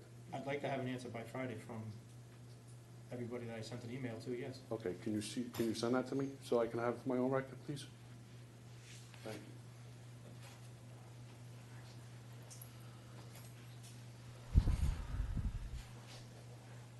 Derek Reed, 62 Andrews Ave. Mr. Messier, not for nothing, Ward 3, you're the representative, correct? Yes or no? Correct. Okay. How many times has Pete asked you to make a meeting? How many? Never mind what Mr. Solicitor says. We don't need his opinion. And David Goslin didn't ask you to talk. Mr. Reed, this is not on the agenda, it's public comment. If you want to make a comment, make a comment. He doesn't I'm have to making a respond. comment, I don't need to hear from you. Thanks, go ahead. All right, thank you. Mr. Solicitor? Can I, the other question I want to know is, there was supposed to be a meeting about this property and a couple other properties, and Mr. Messier canceled it. In my opinion, you have people that allowed you through their yard, got torn up, okay? Pete's dealt with quite a lot, okay? You have another property sitting up there that we've discussed, the Blairs, okay? Their finished product up there is a joke, okay? The guy might as well go get a fly fishing rod every time it rains and go trout fishing because trout season's open, okay? Have you been up there? Has anybody been up there? The answer is going to be no, because we're going to look at our pen and I click was it. Okay. Well, do you see anything wrong there? I was there in, what was it, December? December, January. Have you been there since they said it's the finished product? Not the finish. Actually, I walked up the street with Pete, that I stopped halfway. Okay, you stopped halfway. Go look at it. Okay, I brought this up to you before. You asked me my opinion. The people are asking my opinion again. 2 basins, higher than grade. Now what they did was, on one side, they graded to the top of the basin. The other side, they haven't done nothing yet. They finished the Blair's property. He's now even lower than he was before because they brought 1 grade up. Okay? I think you should go look at it.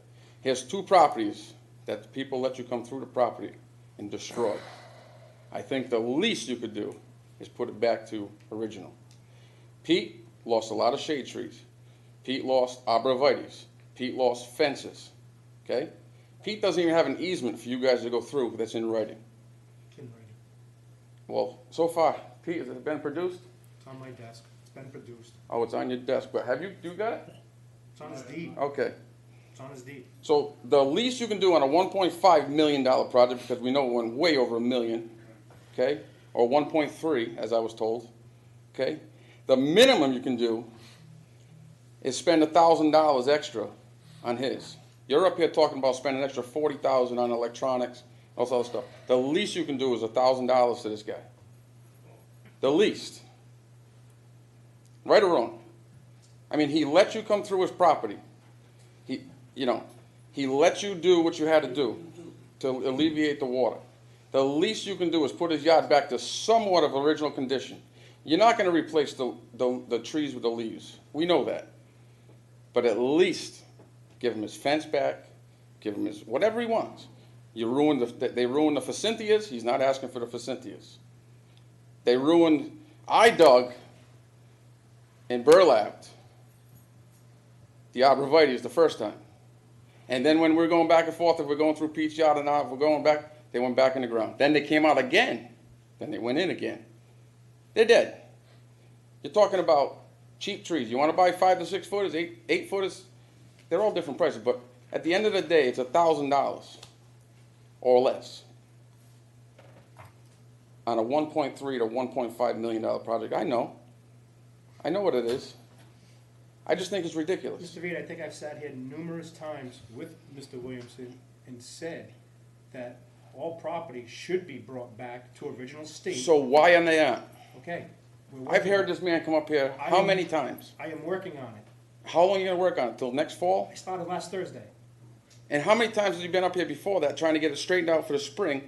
I saw Messier's Okay, email Mr. Reed, responses, I'll Mr. be Reed. there in the spring. Has he been there? No, he's Mr. the representative, you shouldn't have to be there. Mr. Reed, what did I say last winter when he was here at the microphone every single time? Pete, when the project's done, we'll worry about it then, okay? The project's almost done, and that's when I said, okay, I agree with you. I agree that your fence should be here. There should be arborvitae's back here. I sat there and agreed with them 100%. You agree? I sent an email. But does the rest of them agree? I'm gonna find out. And then if I gotta put it on the agenda for the council to vote on to fix the arborvitae's, I'll do that. I'm just For saying, right you're now, talking trying to avoid $1,000 on $1 million project. I mean, this is ridiculous. Mr. Reed, we are working on it. Then, that's Thank fine. Any other public comment? Can I continue, or do you want, no? What do you want to continue on, Pete? I just wanna.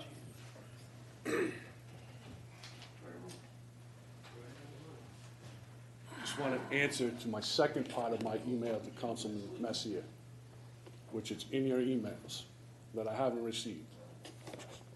That's it. He knows what it is. You answered my email, correct? And then I emailed you back. I'm not sure which email, but I'll check my emails if I didn't respond back.